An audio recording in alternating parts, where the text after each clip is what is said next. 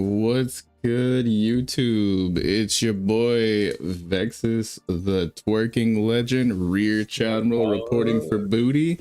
Well, we are the Chadmirals today. We got some interesting spice for you guys that is about to be getting pumped out. First, I gotta introduce some wonderful creators that we have with us today. We have the shipwright of the last arc. We have that boy Fritty. Am I still monitoring? Unless I'm monitoring. You're monitoring. Anyway, continue, Rick. Who's your? Yeah, who's your? I'm sorry, but yeah, we got Fritz D. Ditz, the shipwright of the last arc. What's good, brother? Make Marines great again. What's up? Make Marines great again. Jesus. Oh my goodness. Starting early. We also have the captain of the last arc. We've got our boy Straw Hat Lucas holding it down. Yes, sir. Still not used to that, but what's good, chat? Hey, get used to it, bro. And yes, what's good, chat? Indeed. And then we've got our lovely guest today. We are joined by Jacoby, actually the first person that Lucas did a News Coup interview for. Was that correct? Yes. Let's go. I'm so glad to guys. Thank y'all for having me. Yeah, so glad to have you back on. I've actually never met you before, except for the brief little VC that we did before. So super happy to get into it. Just to make sure that the chat is aware, no spoilers for post time skip for our guest here. I pinned it in the chat, so let's make sure that we are being very, very polite for our guest. But yeah, we are gonna go over a ton of post time skip predictions and a few other topics as well. Lucas, you wanna take it away? Yeah. Before we get started tonight, I do want a special shout out to my man Jacoby here. Dude, congratulations on going full time with content creation and music. If everyone isn't aware, Jacoby is also a musician, goes by Drop Switch. Fire stuff. You dropped that. I think it's the Akatsuki. I still haven't watched all of Naruto. So what is it? Akatsuki. Bro said Akatsuki. You were right the first time, bro. We got the Legends EP out. You know, a lot of Naruto type beats. You know what I'm saying? But that was insane, man. I loved when that dropped. So thank you, brother. Chadmirals tradition. Oh my God, guys, it's episode 10. I just realized, like, right now. Double digits. Double digits. Let's go. Congrats. I've made it for one of them. Oh, this is my second appearance. Appearance. Yeah, I was gonna say you made it for two. This is my second appearance. Hey, on the one that I was on. 2 appearances for 2 digits. So that means that when we get to episode 100, Fritz will be back on, guys, for the 3rd digit. Yeah. Say less. I'll be around. So Chadmirals tradition, though, we always ask every week what everybody's been watching. Let's start with our guest tonight. Jacoby, what you been watching this week, man? Oh, dude, I've been watching a lot of anime, bro. A lot.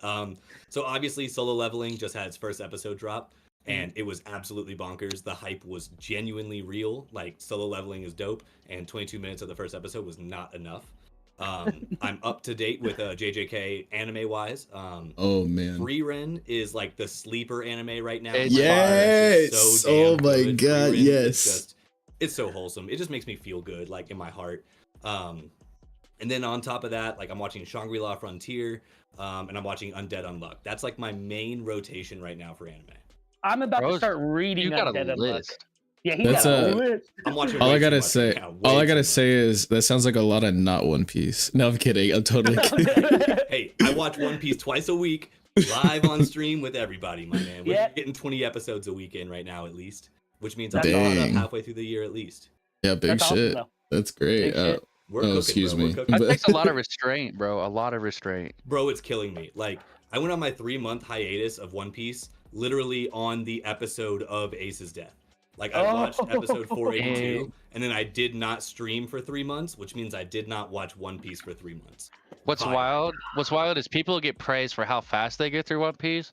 To have that restraint to just like, bro, I'm taking it one step at a time. Exactly. My thing with One Piece, and like everyone dogs on the length of it, my opinion is the opposite. Like, I'm so happy that right now I'm 530 episodes in, more or less, and I have more than half of the anime to go. Like, I have so much in front of me, and for me, I'm happy about that because I just like One Piece. I have more One Piece content ahead of me, and that's fine. So you know, for me, even though I am like I've been kind of moving slow, I'm starting to pick up the pace now, dude. I'm just happy with like cruising through this anime. One thing Ladies I want and to tell gentlemen, you. we got him. Oh yeah, I'm so glad you're enjoying it. And I was actually watching like a OPU last night. Cousins of the channel, TLA loves OPU, and be on the lookout for the TLA OPU Davy back fight that should be coming out soon. But no, I was watching OPU last night. It's another group of creators that do a little podcast from time to time, and they were talking about, yo, you guys ever miss being anime only? And everybody said yes, because it's a magical experience. It's a wonderful time to just be blowing through all of that and everything. But I do want to also mention, like, don't get that existential dread that's like, oh God, there's no more. No, because as soon as you get caught up, there is just so much here on YouTube and on TikTok and things like there's a lot more One Piece content. Like you can get into like a whole bunch of the theory crafting and stuff like that. And it's like that's a crazy. huge issue for me, being like a content creator slowly catching up to One Piece. Is like I can't be a part of the conversations. Like my boy Lucas posts these videos all the time, and I'll double tap that, I'll drop a comment real quick, but I'm swiping as fast as I can, only because I haven't been there yet. Yeah, I just want to be a part of the conversation, bro. You gotta be careful. To your point, I'm not rushing, man. I'm just enjoying the journey. Yeah, I'm super Fritz, glad you are. Who he was just barely, when we did the News Scoop interview a few months ago, he was just barely ahead of you, just like by I think like 20, 30 episodes. And now he's almost caught up. He's on the arc before Wano, which I know you know kind of about. Yeah, so he's I'm like, aware it exists. Yeah. And I'm several chapters deep and covering Egghead Island. Egghead. Yeah, he knows more about Egghead than he does Wano. Wait, but so we you're won't reading Egghead right now, yet you're only in Wano on the anime? I'm in hands deep inside content creation involved with Egghead. Yes. I hear you, bro. I hear you. Look, now's the time to be getting in that. Like, I'm sad I'm missing out on all those freaking Egghead views right now because I know they're popping off.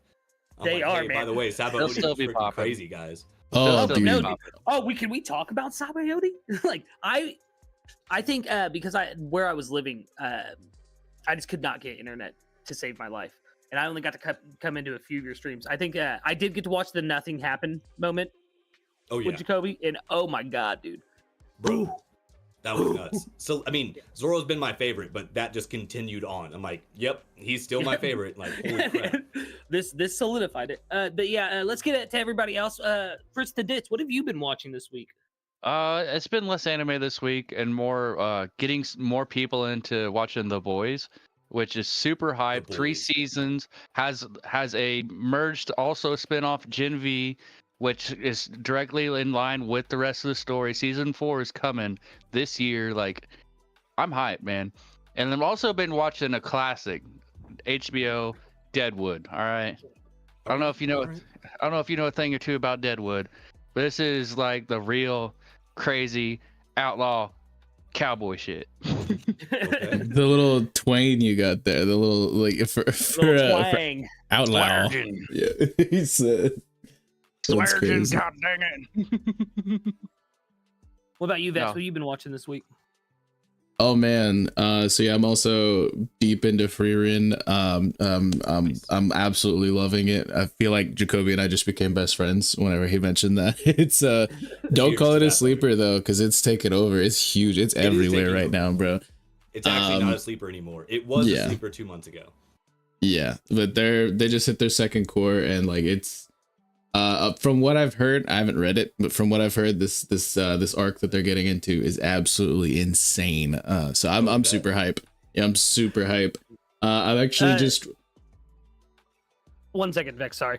Shout out to Terrible TJ with the $2 super chat. Gen V is sky high rated R. Changed my mind. You don't even know, like, dude. Gen V is wild.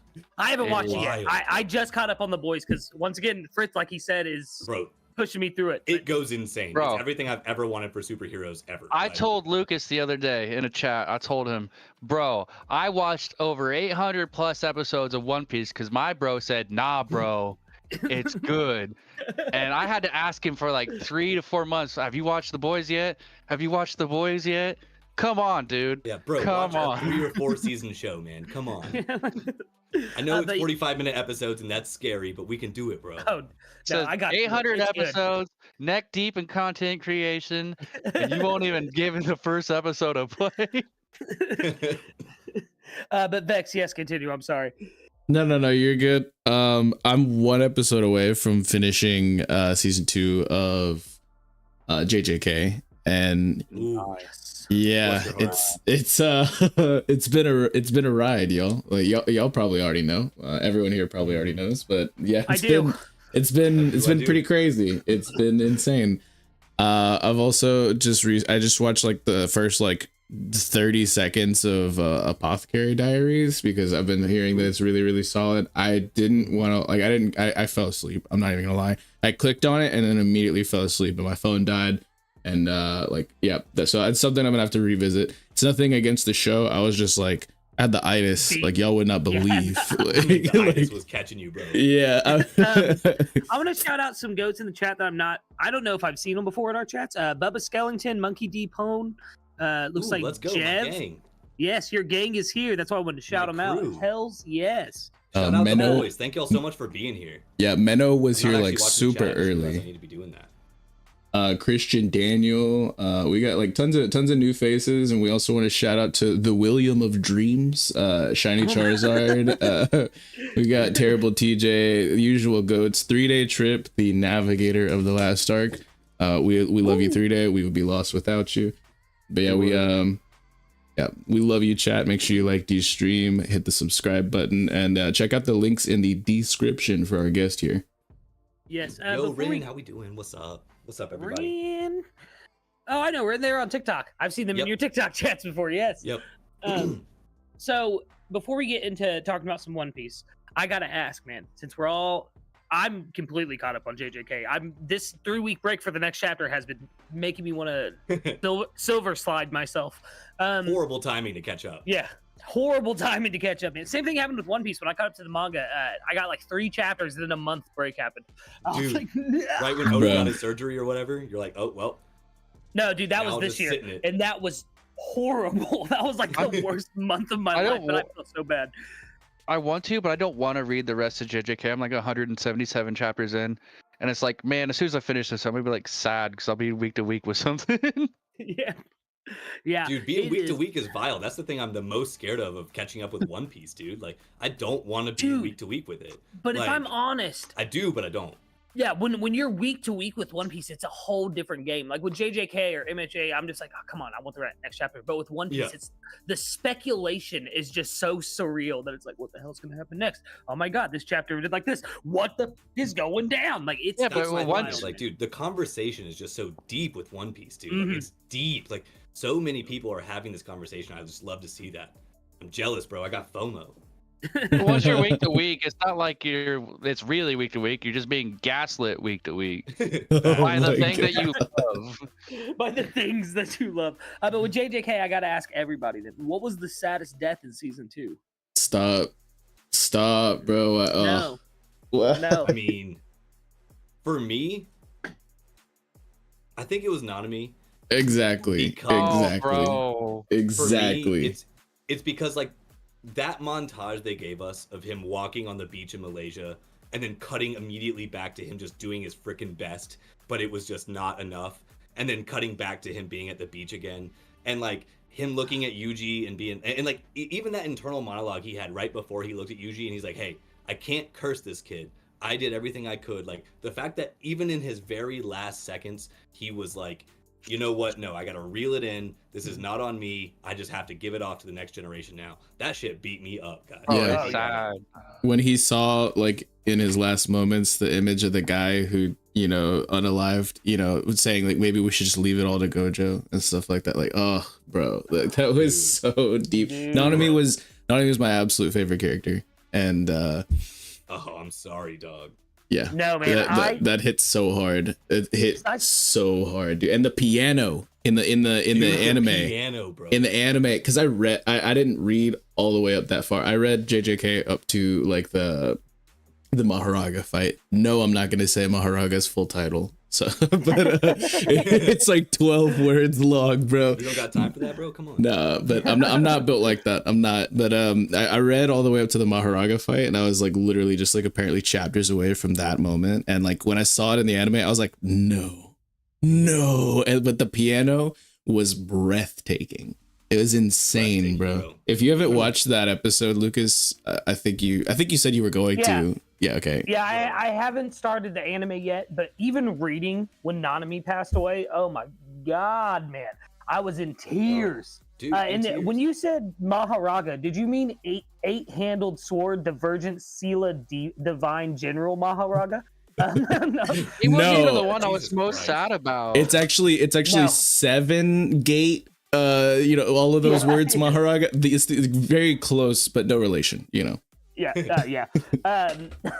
Was way sadder. Like, bro. Yeah. For me, it was Nabara. Like, because it was so unexpected. She did deserve it, bro. She didn't even get to do anything in the arc, bro. She got about 45 seconds in the entire arc. I thought her power is pretty OP used right, bro. Like, come on. Dude, she was actually touching Mahito. Yeah. And in the manga, her whole like section of it is spread out over like 2 or 3 chapters. So you get a little bit more time while you're reading it. Yeah. Yeah, you get more of it. Yeah, and dude. And she gets there and she's like, Yuji, we got this. And all of a sudden, boom, gone. It's gone, dude. And like, gone. Oh, my girl. Bro got me to read like chapter 0, and then I read 80 chapters in like one night. And then I read like another freaking, almost another 100 on top of that. Now I was like, I'm at a point where I don't want to read the rest of it because I'm just going to hurt myself. Oh, yeah. I mean, apparently it never gets better. Like, it doesn't. Oh, my goodness. It just keeps getting worse and darker. But the paneling in the manga is so nice. Like, it's, I don't know what to say. Like the domains themselves, like the black and white, but the way that it's drawn, I really love it. It's really like, it's really appealing to me, I guess. Hey, we got a legend in the chat, John Sherrod on all social media. What's good, brother? JJ, my boy. Oh, it's OPU fam. Your ears must have been burning. I was just talking about y'all. But get your Pokeballs out. We got a shiny Charizard in the chat. I'm gonna need one of y'all to message me so we can get this Davy back fight going, man. I'm ready to steal the crew member I'm going after. We all know it's JJ, but nonetheless, this Davy back fight is going down. But yeah, man, JJK is just traumatic. Like, that's the only way. It's like Berserk. The more you read, the more you want to read, but it's worse and worse. It's not as bad as Berserk, but it's it's on par, dude. And with like its popularity that it's getting, it's gonna be bigger than Berserk in at this pace at least. My thing, and this might be a hot take, but like this is exactly what I want out of a shonen, and maybe technically it's better to call it like a seinen in that style because it's more adult, but that's a whole different argument we don't have to get in. But like my thing is like the stakes are real in this anime, and I think that's the most important thing. When the writer says if you do X, Y, and Z, you'll get unalived, and then the character does X, Y, and Z, they actually get unalived. There's no bringing them back in 15 episodes after we mourn them, like none of that. Like, no, like the stakes are real, and for me, I think that's better writing. Like, obviously, like, yes, this is a traumatic show, but like I want them to like break my heart because that's good writing. Like, if I'm crying and devastated by this show, it's because I'm loving it. And I'm drawing a blank on the mangaka's name right now, but the way Gege does things is just wild. I really like the end of the chapter descriptions of like how the powers work and the explanations and things. They're really sweet. Those are great. Yeah, but Gege, they really know how to write that too. That how to make a death. Ah, damn it! Exactly. Twice in a row, but make it impactful. How to make an unaliving really an unalive. Like even the kid that Mahito first comes across in the movie theater, dude, that he like takes with him and ends up passing away as well. It hits you to the core. It's wild. JJ, we ain't scheming. I'm being in your face about it. But yeah, I love me some JJK. And also I gotta shout out my man Doi in the chat. Doi was also let's go. He was also on the first NewsQ interview with Mr. Jacoby DS. Jacoby, congrats on the first video on YouTube. I see he's doing pretty good, bro. Dude. Yeah.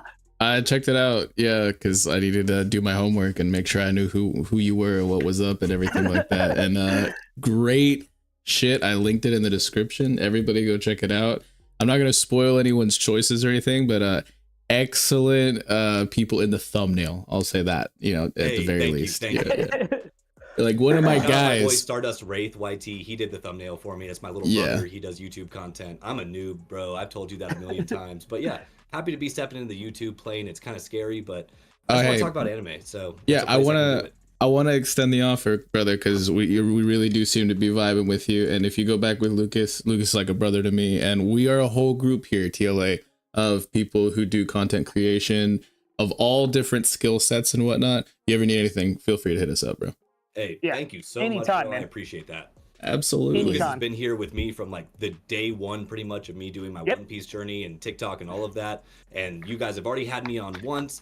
Fritz and everybody else has been so accommodating. So absolutely, I would be glad to collaborate with you guys as much as possible. Honestly, I'm just here to talk about anime, guys.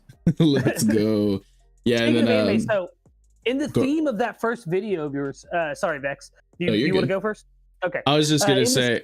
Like I'm gonna be hitting you up more on TikTok as well, because I've just now barely stepped into that. You know, I'm more a YouTube guy. So hey, well, that being said, like the offer is right back at you guys. If y'all need any advice or just want to run something by me or ask some questions, if I can help, I'd be glad to. Like, I'm not the biggest content creator in the world, but you know, I got a couple tips and tricks here and there, and if I can help you guys, I would be glad to. Jacoby was the one who taught me how to throw overlays on videos and TikTok. Like, my man knows what he's talking about. I got you. I've been cooking on TikTok, and I've been doing social media marketing for over 10 years now. So being a musician, it basically made me a social media marketer immediately. So the only thing was just for me to learn the logic of TikTok. And now I would like to say that I've gotten a lot closer to doing that. TikTok changes like every 3 days or whatever. But that being said, like, you know, conceptually, I've got some ideas, and if I can help you guys, I'd be glad to. Beautiful. Beautiful, brother. Okay, so within vein of your first video, I just thought about doing this. So I need to know, because you talked about the best smoke circle. Who would be your 3 choices for the worst smoke circle? If it's you, 3 other people. All right. Let's make it just because you said you don't get to talk about One Piece much. Only One Piece characters. Only One Piece characters? Oh my god. I already know my first one. Yeah, so do I. The top 3 worst smoke circle for One Piece characters. We're keeping it pre-time skip. Spandem. Spandem is number 1. Excellent choice. Oh my god. Sorry, guys. Screw that guy. My bad. Yeah. No, you're good. Hate that guy though. Blackbeard seems pretty awful at this point. And I know that's just going to get worse, but what I just saw him do to Whitebeard was just devastating. So I feel like he'd be pretty awful in a smoke circle. And then, who's another character I just could not stand? Honestly, dude, and this is going to be a hot take, but Buggy. I think Buggy would annoy the heck out of me if we were Oh my goodness. Like, it could be funny, but he could be trying to be funny too much to where it's just like, bro, I'm trying to chill, and your energy's up here, and I'm trying to be down here. You know? Breaking the vibes. And he's just like, "Hello there, I'm Captain Buggy." Bro, he's like, "Are you feeling it yet? Are you feeling it?" Impel Down Buggy was built completely different. He's a super Chad at that point. Impel Down Buggy like made a difference. I will say that, but So Spandem. Who was the second guy you said? Blackbeard is who I said. Blackbeard, which might not be the best and Buggy. pick, but suck. God damn it, this is hard. You gotta go. Just keep watching. I'll keep watching. I will. Yeah. So I would probably say, so we're only doing pre-time skip, right? Yeah, yes. Pre-time skip. That took my first one right off. Yeah, Spandem is going on there. Because if I was even in the same room as him, I'd be like, boot stomping. Like, facts. So Spandem. Let's see. Ooh, you're gonna say it in your Midwestern accent. Spandam. Okay, you want me to say? I'll say it all my Midwestern accent. Wapple.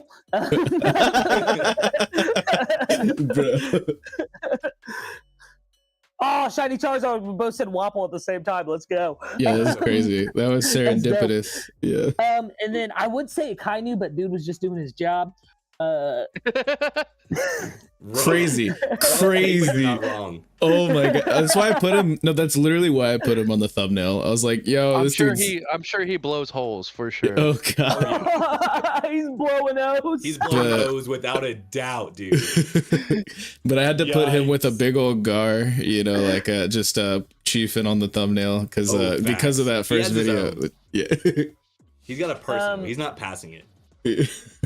Then smoker, because he'd probably smoke the cigars while you're smoking. Oh damn! And it'd be like, double choice. I'm an idiot. Yeah. I love smoker too. He would puff the whole thing in one go. He'd be like, "What's this?" And like roach it immediately. I'd be like, "Oh, come on, man!" Yeah, he's gonna bogart that thing more than anyone. What if you give Smoker all of it and he fills the room with it? He hotboxes for you, bro. Yes. Oh my god, that's crazy. Yes. Give me more reasons to love the Moku no Mi, please. Dude, he's still probably my like one of my favorites from the Marines. He'd use it, right? Nice. Vex, Fritz, how about you guys? Who's your 3 worst people to smoke with? Fritz, you want to go or you got me? I can go. You go. The one I wanted to say the most. I don't think I'm allowed to say at this point. Yeah, it was better play it safe than sorry. I think we all know who it is, though. I know who you're gonna pick. For me, I'm gonna be completely real. I could not be in a circle with Crocus because he'd just be staring at me like the whole time, and I'd be like, he'd be freaking me out, man. Like that's not the kind of that's not the vibes that I want. I love Crocus, but man, just that introduction scene where he's just like straight like mean mugging, like I couldn't do that, bro. Kill my vibe. I mean, unalive my vibe.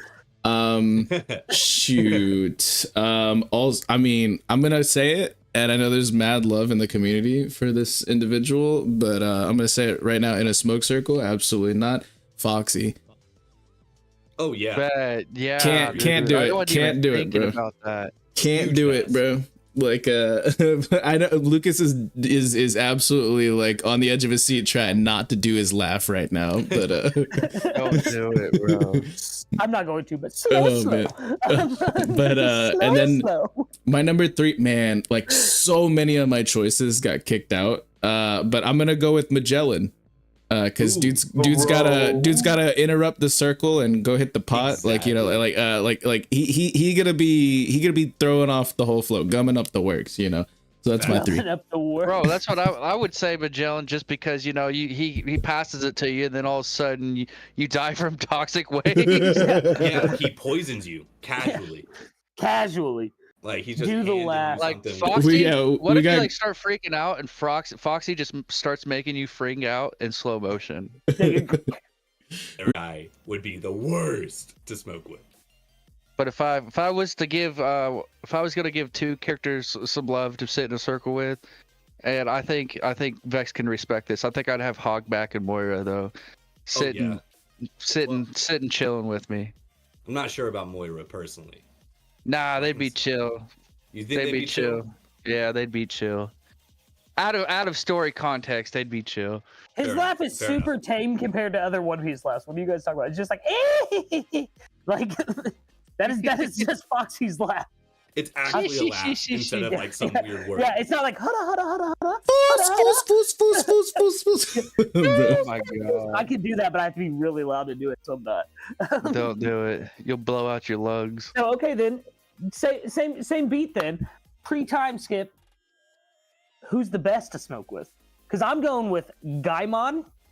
Let's go. Dude, Gaimon's my boy. I got it. That's agenda based. Get out of here. None of us has picked a straw hat yet, but I'm also gonna say probably Frankie. Let's be real. Frankie knows how to party. Yep. And then rough choice, Bellamy, because he also knows how to party.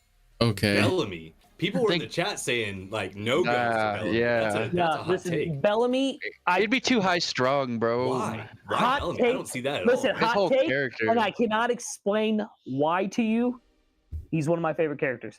That's just what it is. He's one of my favorite side characters. The Will of Dreams literally just said exactly what I was about to say. Garp got the munchies. Like he's always got them rice crackers on tap. So he's probably in my pick for top. I think if we're picking a straw hat, if straw hats are cool, like Robin, I just feel like that's a vibe we need at the circle. W, dude. Yeah, that's a vibe we need at the circle, right? She would pass it left, and then she would be passing it to her own left. Right? She'd be catching her other. No, but imagine how many.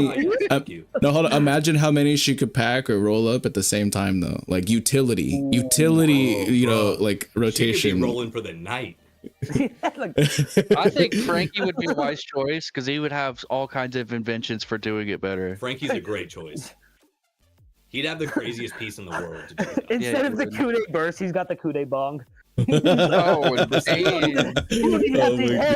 just shoots it straight into your lungs. Like, believe it or not, the entire 1,000 Sunnies is an entire water piece. Oh my God.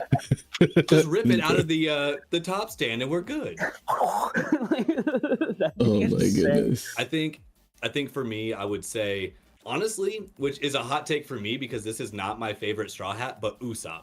Usopp would be funny as hell. Like, you need a good storyteller, a good person to put on that persona. Even though his energy would be high, I think like the stories and just the laughs from him would be incredible, and that'd be incredible. See, if I had Completely agree. Chopper on there, I'd be like early Luffy trying to eat his ass. For real. Hey yo, hey Pause. Hey, yo, Pops. bro. In GTA. No, Shiny Charizard said my other one, Kizaru. Like, yeah. Him just Kizaru. showing up on a cannonball, trying to figure out how to work a transponder snail. He's just ooh, like, bro. That is yeah. like, I didn't know. dude, Oh, on stream, we just hit 1.8 thousand subscribers, boys. let's 1.8K, go. let's go, Nice. boys. Congratulations. Big shit. Thank you so much, chat. We love you all. Well if done, it was boys. Well if done. one of y'all was the 1800th, let us know. We'll give you a shout out midstream.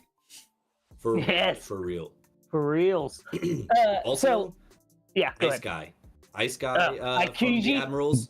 Yeah. His name, Kuzan. Kuzan or Aokiji? I think Aokiji's his marine title, though, so Kuzan. Aokiji, that's it. Yeah. Yes, I think he'd be a vibe actually. Yeah. He's mad chill. Oh, and he could cool off the whatever you're smoking. Bro, like, yeah. Make it He's like burn putting longer. ice in the top Yeah, of the, dude, yeah, the like, piece. 3 days said Kizaru was trying to light it and it not going well. Bro. Facts. Can we He's just just like exploding the bongs. you It's got hilarious. to?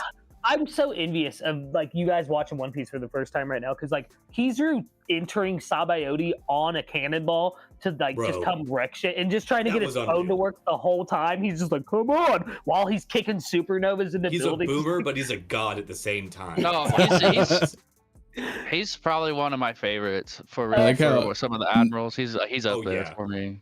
I like how none of us have said Sanji yet, and dude is literally smoking like the entire series. But Bro, it gets I know how lit to off of play. a lightning Sanji was my blast. #1 pick on my draft. Hey, spoiler, I guess. light spoilers, yeah. One Piece DraftKings. to So, figure out the other 5, check out his video, link in the description. I gotta know now, has your favorite Straw Hat like order changed at all since? It's changed a little bit, but not a lot. So Zoro's still my #1. A based. I will say this, and it's like I guess a slight spoiler for past me, but like I'm aware that Jinbei eventually joins the crew, and the Jinbei like speech that I got to Luffy, right during the time skip or right before On the time Amazon skip. Lily, like yeah, Yes, that was dude. insane. Where he like has him up on the rock and he's like, "Bro, let me just smack some sense into you." Yeah. Dog, like Jinbei's well on the way to becoming my favorite Straw Hat, but since he's not officially a Straw Hat right now, it's Zoro for me. Robin's #2, easy, and she fights for #1. Like she's in the fight. And then it's Goated. I mean, and Goated Luffy's choice. always #0.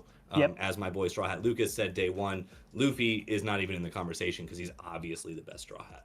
Yeah. How do you feel about Usopp?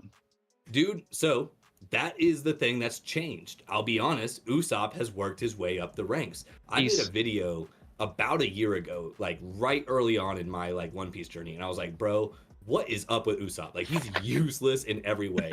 Like it was the scene that like Luffy was talking to Ace in Alabasta. And he's like, dude, I'm a pirate now. I have the world's best swordsman. I have the world's best map maker. I've got a liar. I've got a doctor. I've got a liar. Bro, like literally, that's what he said, direct quote. I'm like, The dude, only Usopp, thing that's going for him. for real, like he's just good at telling stories. But he has grown. Seeing him, well, the whole Sniper King thing, and then the fight between him and Luffy, and then that kind of growth definitely gave me a lot more respect for Usopp. So he's probably not the bottom of the barrel for me right now. He could be still, but it doesn't mean that I don't like him anymore. Like, I'm past disliking Usopp. I do like Usopp now.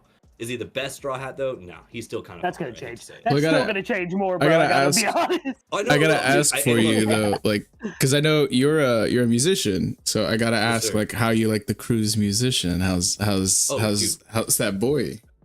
Brook, I would say, had one of the best intros to the crew of anybody.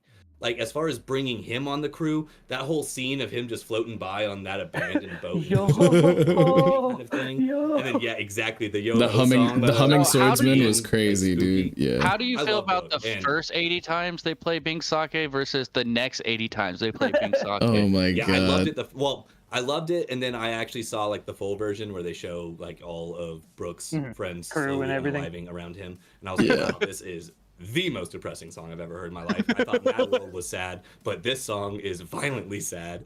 But yeah, no, I love Brook. The thing is, and I'll say this, like, ranking Straw Hats is a difficult thing because they all genuinely hit in their own way. They are all so different, and they all smack. Now that you're you're at a point where you know all the Straw Hats, I can finally tell you my top 5. It's Robin, and then last time I don't think you had met Frankie yet, so it's Frankie, then Usopp, Brook, and Jinbei.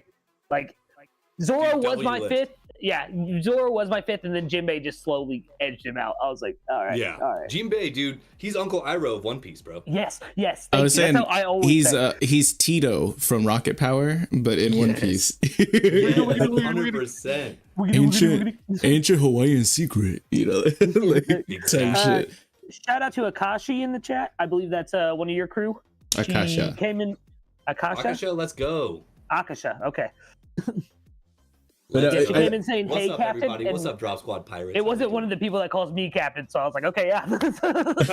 No, I also got to mention that version of Pink Sake that we get during Brook's like backstory and stuff like that. Just witnessed before stream the other day, Lucas showing that to his 3-year-old daughter.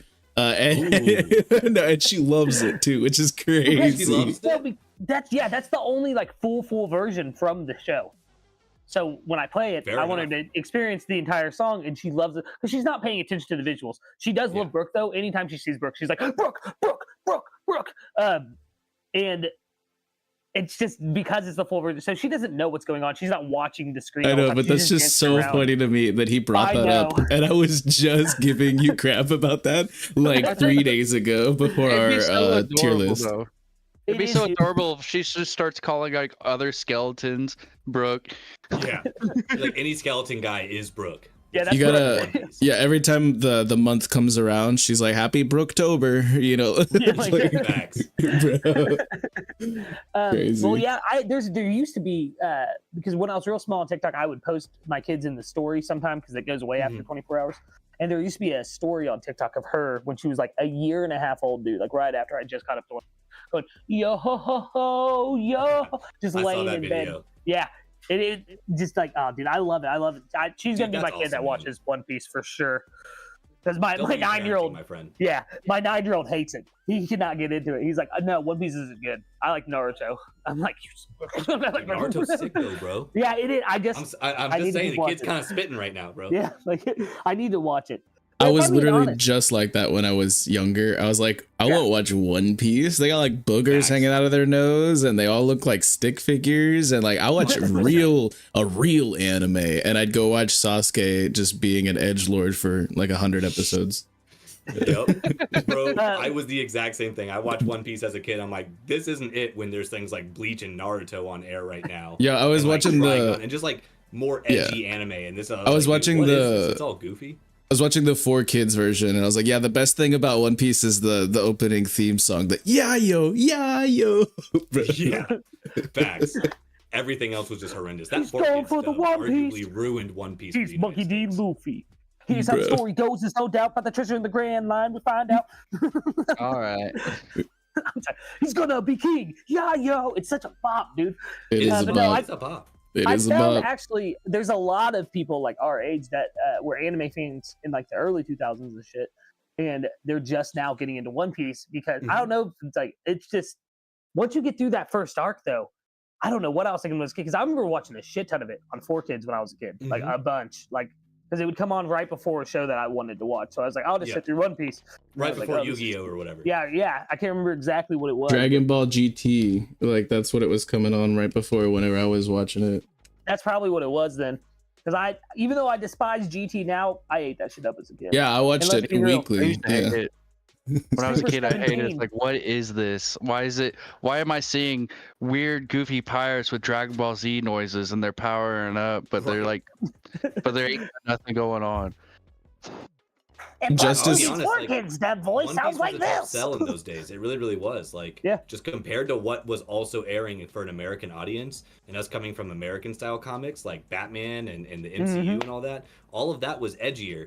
Even just watching Teen Titans or, you know, any of those kind of shows, going to One Piece at that time, if you were one of those kids who was enjoying the heavy Toonami Cartoon Network shows, you probably didn't love One Piece. But now, here, I'm one of those people who started One Piece last year.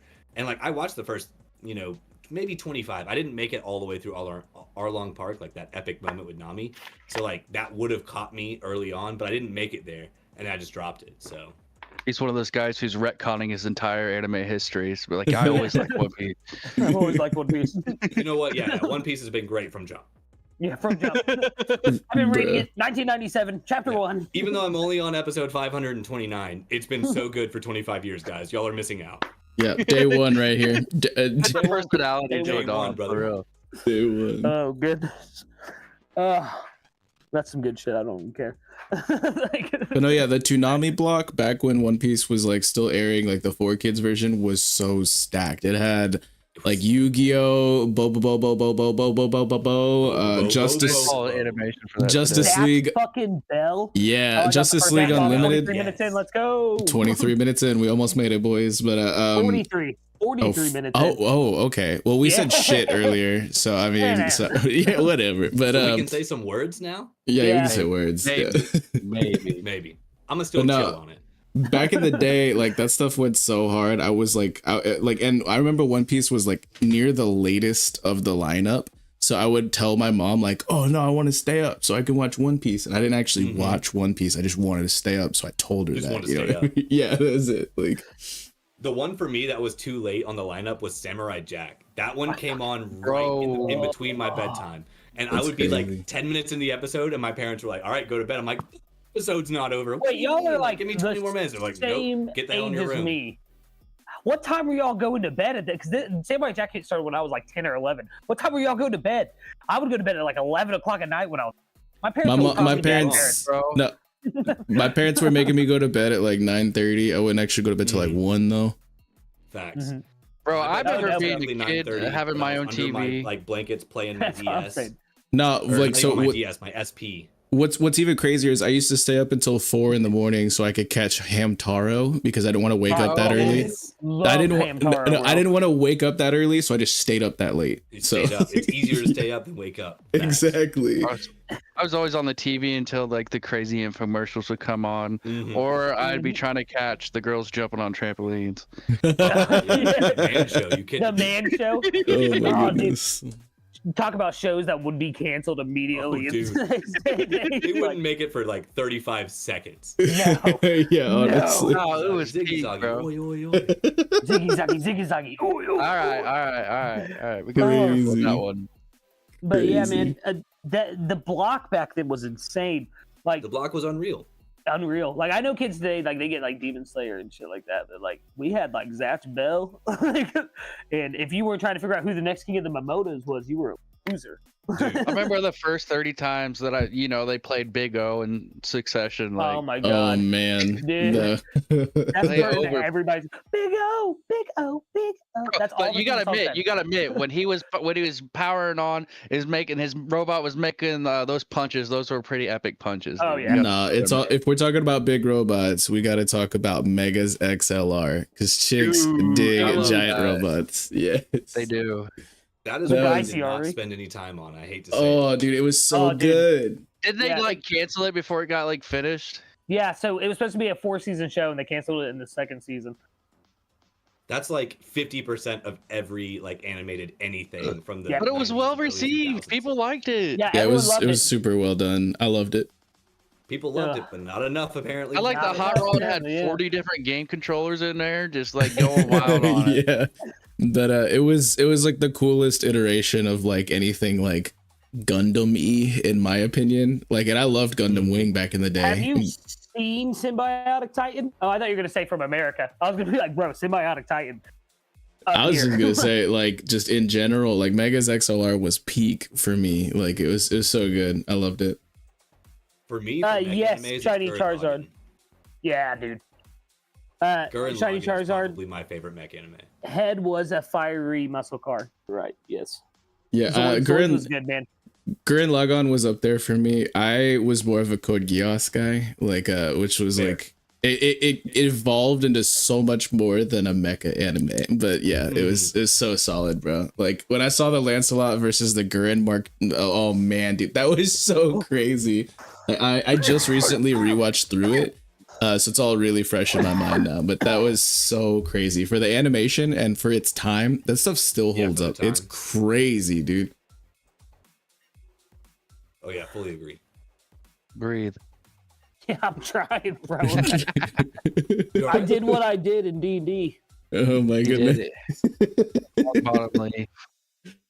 But yeah, I wanted to talk about, because I know you did like a general like best smoke circle for all of anime. Sorry if you guys could hear my nephews in the background, but I was wanting to, you know, ask you about briefly, or we could spend some time on this, but best like festival lineup in anime. Like if you had to pick like a musical act, like from like out of all of the anime you've ever seen, like, or like maybe just like in the studio, like who you'd want to get features from, or something like that. But yeah, like as far as like your favorite musical acts in anime, and it doesn't have to be like the open, but like actual like anime characters that play music or could play music. All right, Killer Bee as a rapper from Naruto. Fire, dude. Fire.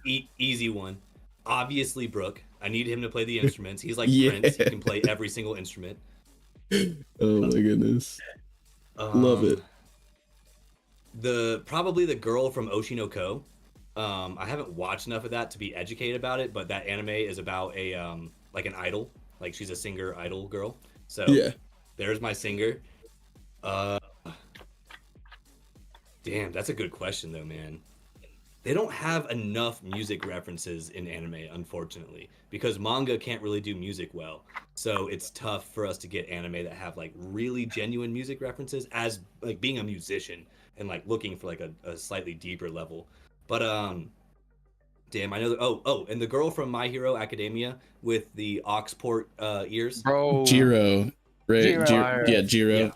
Excellent I was gonna choice. say Probably be Jinkle, my but that fourth. is Like, not her name. That is not her name, bro. That's somebody. I have no idea what her name is. I No, it's Jiro, not what he said. Jiro. I Do said not- Jinkle, which Thank is you something for that. entirely. No, you did not have to Not repeat even it. close. You did not have to repeat it, Luke.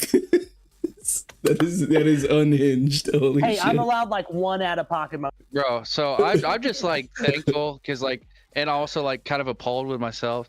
But I recently just like recorded a song. It was a song that I wrote a couple years back, but like it wasn't like the best quality or anything. But I sent it off anyway to Smokey Grand Line Bound, and he made me up a short little One Piece AMV. And we put it up on the Oh, yeah. channel. And I'm just thankful for like any views whatsoever. But I was like, bro, it's not even my best work, and I was like, I'm just thankful that I got any views on it at all. Hell yeah, man. Dude, the thing is, just put it out there. Do the best that you can and put it out there and try to get a little bit better for the next one. It got That's all you could ask 131 views, bro. That's not bad at all for how Not bad our bad, not algorithm bad. placement is on videos. Like that ain't bad at all. Yeah, I our didn't say that on streams. YouTube. No, our streams have been killing it, but yeah, our Oh, yeah. videos on this channel, bruh. Videos made her a struggle horse for sure. Yeah. But so, We plan to change that. oh yeah. What is what are some predictions you have? Now you're about to hit Fishman Island, right? What do you think is going to go down in Fishman Island? All right, so just for some context for the viewers, I'm like 3 episodes into Fishman Island. I've seen Sanji already almost unalive from a nosebleed. And I understand that he's coming from his 2-year training arc where, you know, females were a little bit more rare for him. So that being said, I obviously, and I've heard all the things, I know Sanji is about to be annoying. You know, I think I can already see them leaning a little farther into the Sanji trope than I want, and that's already one of my least favorite tropes in the anime. I hate to say it, but like Sanji's pretty low on my list for that reason alone. Everything else about him, I love him to death. His character design, his attacks, him just smoking a cigarette all the time, him being a fire chef. Like, I love virtually everything about Sanji, but the lover boy trope is just old for me, dude. Like, I mean, it's just been there, and it's just never been that funny. Like, Master Roshi was arguably the funniest person with the lover boy trope, and then that ended in the 90s. So, like, so I can see Sanji getting pretty annoying here. Moroku was not funny, but he was a good character. He was not funny though. Like, that's what I'll say. Like, but I respect that take. I respect that take, Fritz. I have not heard anybody drop an Inuyasha reference in so long. Holy shit, dude. But yeah, continue, Jacoby. Classic. Yeah, I'm older than 20 years old. I get it. Oh my god! There it is. You're being woken up by that theme song playing on your TV. Bro, the Inuyasha outro, the number 3 outro, that is absolute fire. Everybody. Dad would movies on VHS, bro, and we would spend all night watching these movies, bro. That's so fire. That's crazy. But yeah, Jacoby, what were you saying on Fishman Island? Guessing that Sanji will continue to be the lover boy, you know, for lack of a better term, within YouTube's guidelines. Yeah. Solid guess. Yeah, and I mean, I'm not gonna lie, like, I haven't been told, because like everybody in my comment section is like, Sanji doesn't come back until like whatever the next arc is, like Dressrosa or whatever. And I'm like, all right, cool, I get that.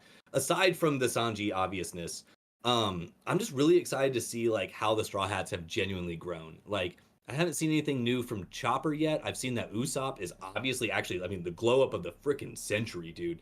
Like, Usopp is killing it. He's got these super cool like little like vine things that he shoots out that grows into wild stuff. Like, the pop Usopp greens actually seems like he can fight now. So that's fine.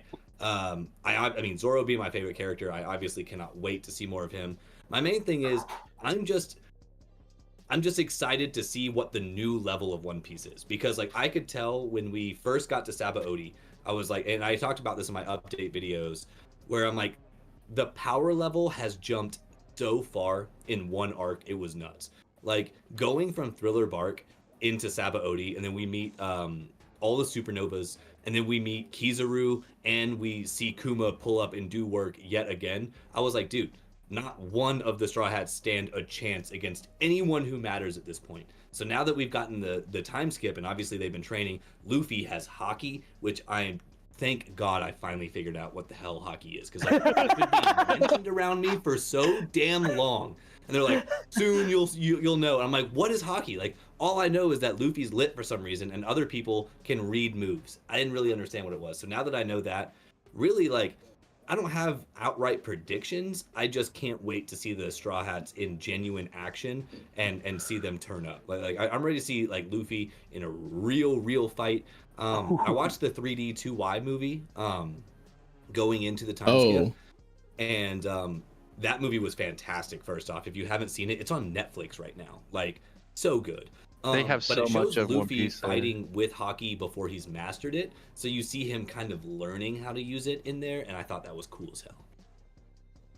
I've not seen that yet.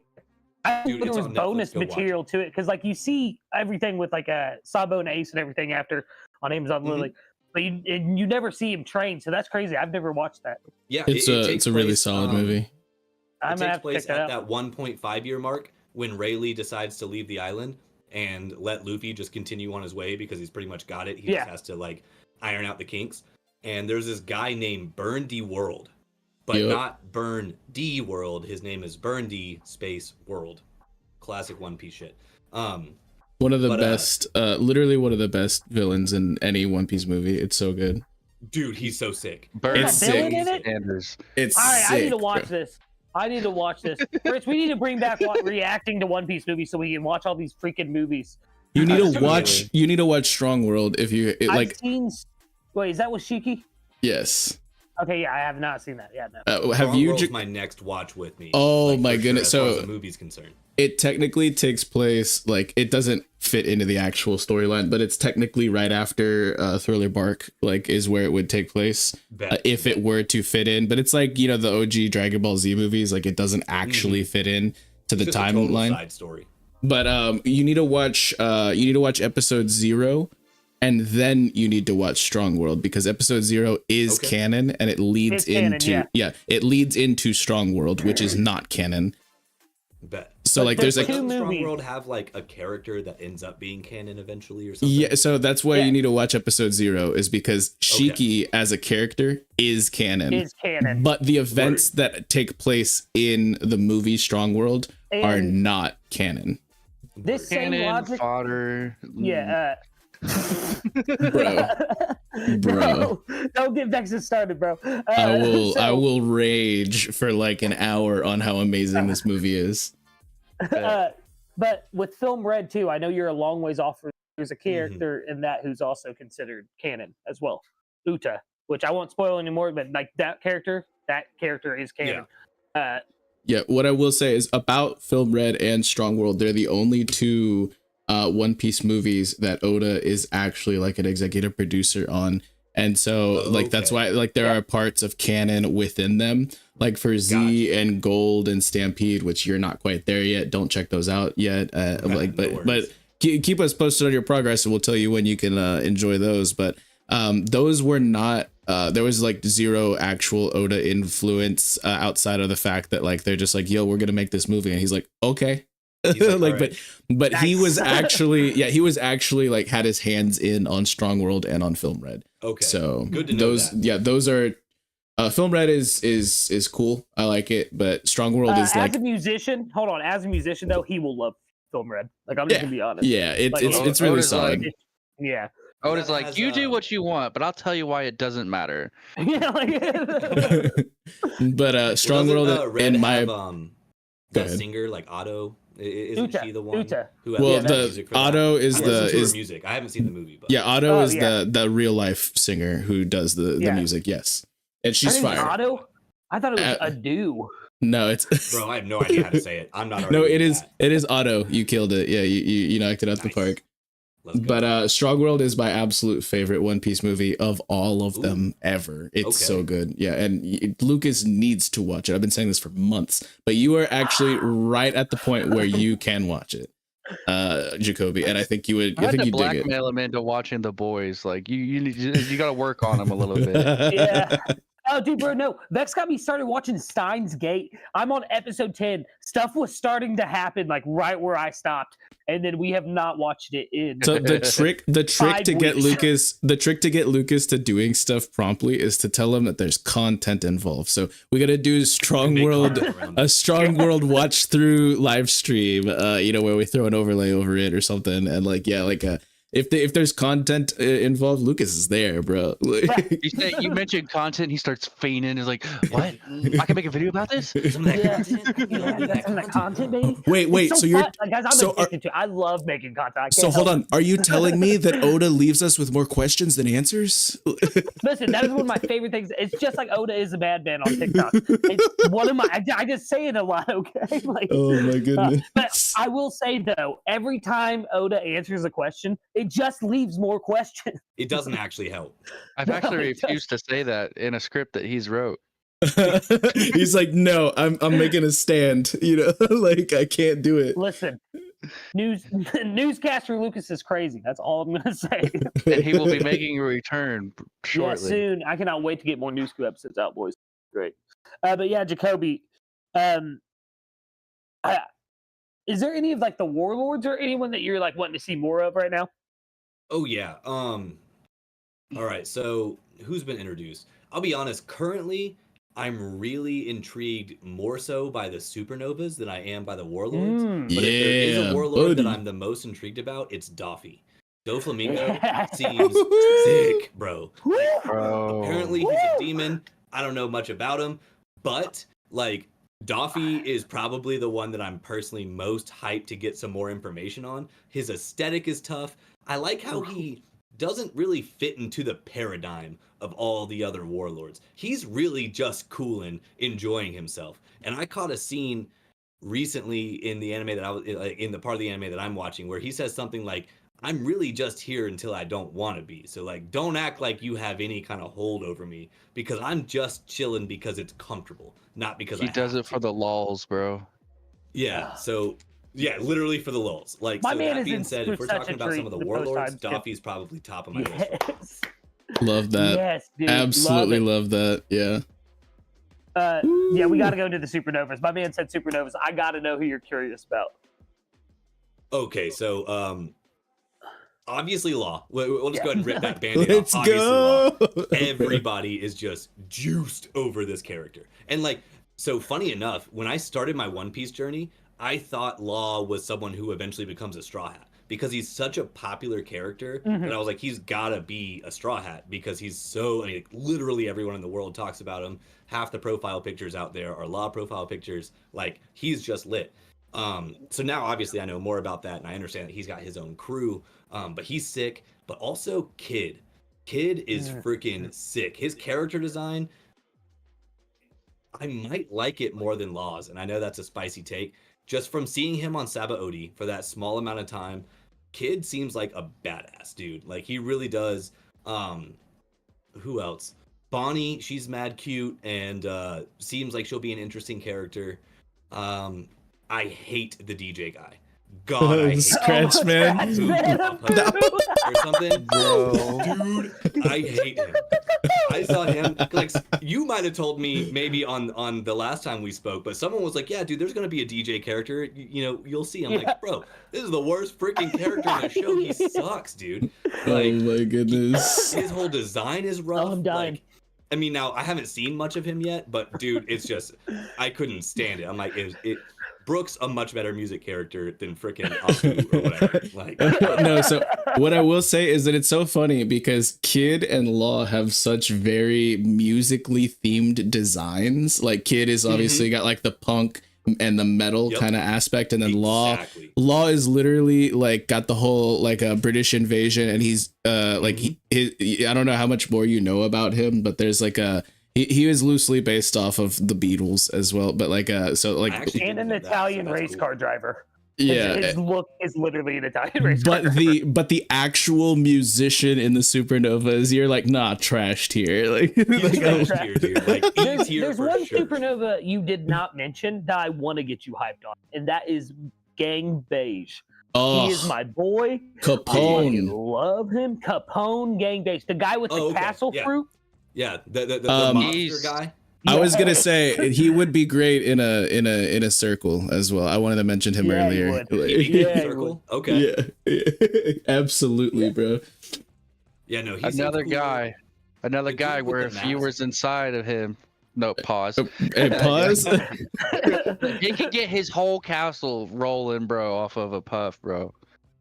Dude, I believe that.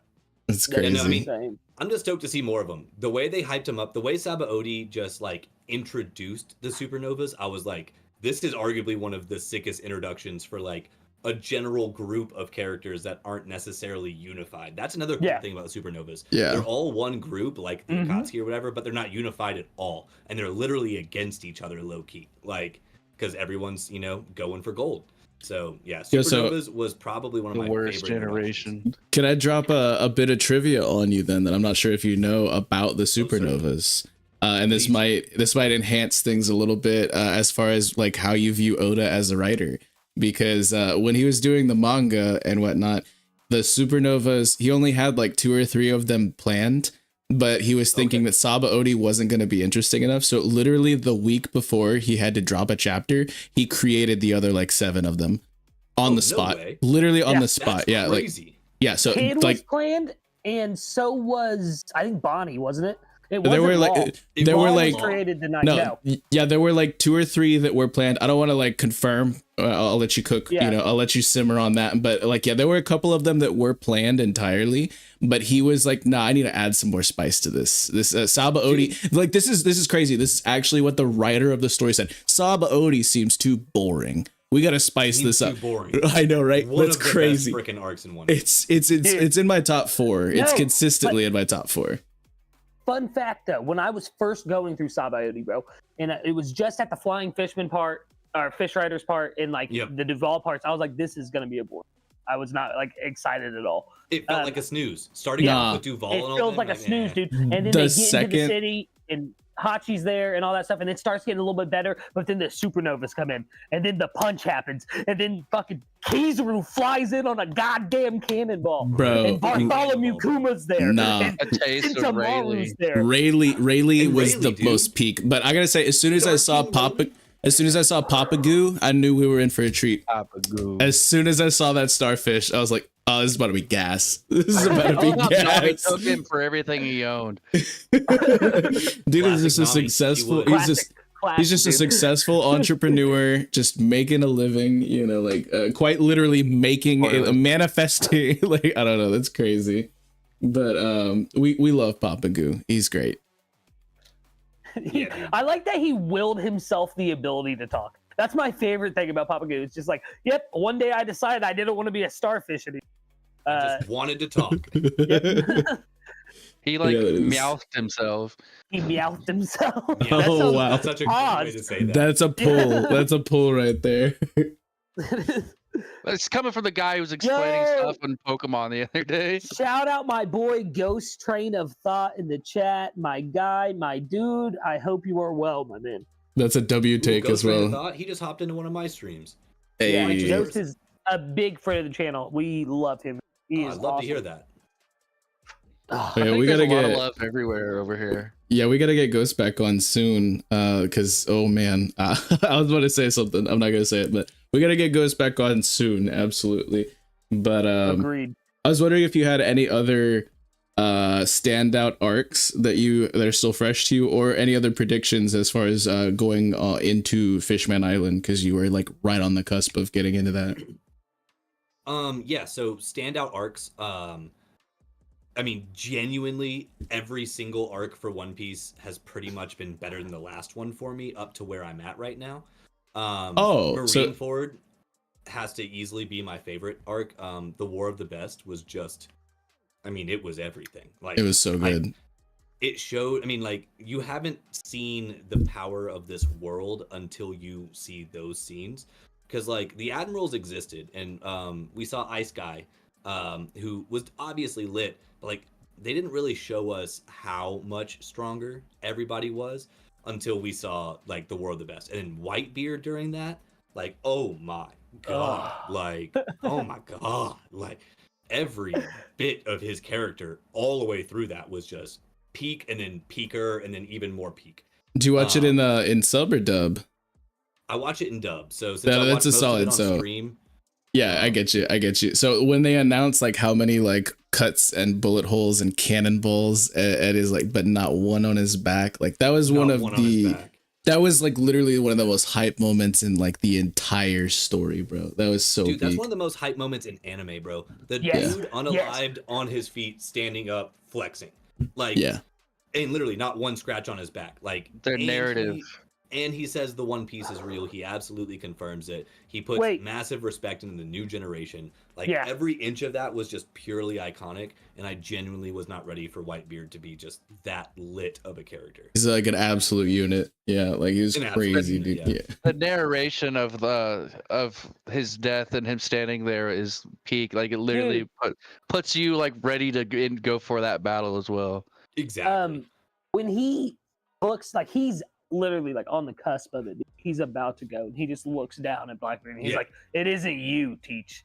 It isn't like you're not the man Roger was waiting for." It's like, it's not you, bud. Out. It's never been you, bud.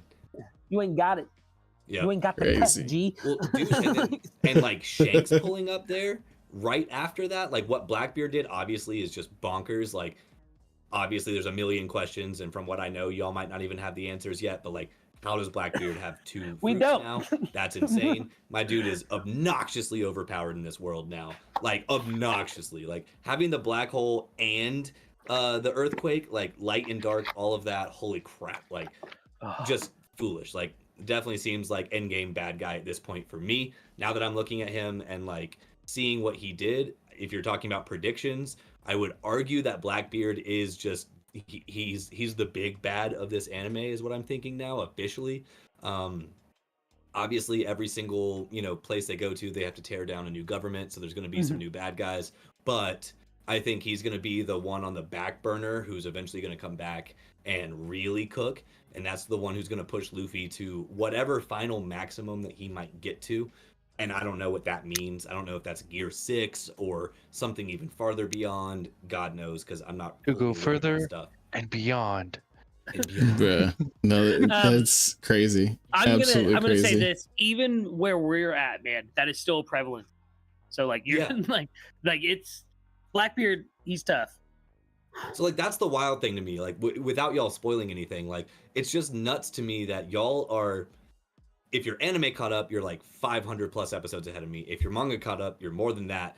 And you still really don't know much more than what I know right now. And that's something that is just crazy about One Piece. And even if you do know more than what I know, you can't really answer that question of like, what's up with Blackbeard? And that's crazy that they like put that front and center for information in Marineford. And they're like, all right, off to some more fun adventures for the next, 800 episodes. Like, even like with the Poneglyphs, which you got introduced to in Alabasta with Robin's character arc and everything, we still don't know everything that's up with those. Like we know a bit more now, but like not everything, That's an even crazier example because that was in Alabasta Skypiea, and you're 800 episodes past that or whatever. I can't even remove that. Because that was my original all right, the Poneglyphs, if you get all of them together, you read those, that tells you where the One Piece is. That's the answer. It's obvious. Gold, D. Rogers signed that shit on Skypiea, so we know. And then it's once you get caught up, you got to make theories because I can't say nothing. I can't say nothing. I'm going to be cooking so heavy in the theory crafting side. That's the number one thing that makes me want to catch up on One Piece is to be able to sit here and theory craft with you guys because that, for me, I love doing that. And the only thing that I hate about being where I'm at in One Piece is that I start to theory craft myself. But I can't theory craft with you guys because y'all know. Like I can to a degree, but y'all can answer too many things that I'm, questioning right now. So once I'm actually caught up and officially in the conversation, bro, I can't wait. Sniper King is. Bro, Rebecca killing me in the chat. This is hilarious. Still don't know who Sniper King is. LMAO, dude. All the winds carry my name. Bro. From Sniper Island, far away. Yes, everybody gets it. That's top character. No, my favorite. For sure. Yeah, best non-straw hat. Oh, I almost did the. Never mind. I absolutely I'm the guy here at TLA who screams Thriller Bark's praises from the rooftops. Yes. So I gotta ask you, how did you feel about Thriller Bark being in between two ridiculously spicy arcs, just being the mid. Oh my god, Dude. don't Say it's mid, please. no, don't do it. Y'all might be mad, but not my boy right here because I loved Thriller Bark. Yes. The horror movie, Scooby-Doo, campy vibes. So like, y'all might not know this about me since I only talk about anime, but I'm a big horror movie buff. And I love shitty horror movies and I love really good horror movies. I like them both separately but equal. Like I love them to death. So the whole Thriller Bark being a spooky, goofy kind of thing, and like coming off of Water 7 and Enies Lobby, which was just excessively heavy emotionally, fight-wise, everything. This was a fun trail off for me, so we could kind of calm down a bit. There's a couple scenes in Thriller Bark that are just so damn iconic. Like Luffy pushing the zombie back down to the ground. Like that scene was so damn funny. And then I broke. I literally had to pause the episode I was watching, and I could not stop laughing. I feel like I ruptured one of my ribs or something. I was literally like deceased for moments. It was so funny. Dude, it was genuinely I think funny. I binged it way too fast to enjoy it the way it deserves. What was that? You need to rewatch it, dude. Or read it, dude. Go read Thriller. I was watching so many episodes a night by the time I got to Thriller Bark. Like I went straight from like the emotional draw to like feeling nothing the entire time Thriller Bark is happening. Like in my chair comatose. I feel that. I will say against Thriller Bark, I don't like Moira at all. Like I did not enjoy him. Just gross misuse of that devil fruit. If anyone else had that devil fruit, he would have been a problem. But Moira just sucked at using that devil fruit, it seems like, in my opinion at least. He was not a villain I connected with. So he was probably like one of my least favorite part. Him and the dude who was peeping on Nami. He wasn't bad. We don't talk about Absalom. Like, good. Yeah, we don't talk about Absalom. We don't talk about Bruno, bro. Oh my goodness. We talk about Bluno. What are you talking about? He's a great member of CP9. Bro, Luffy versus Bluno was such a great fight. Yeah, no, but we don't talk about Absalom though. For real, worst part of Thriller Bark. It was absolutely terrible. He sucked. He was an annoying character. Didn't make much of a difference to the story. Lola so he didn't move much forward.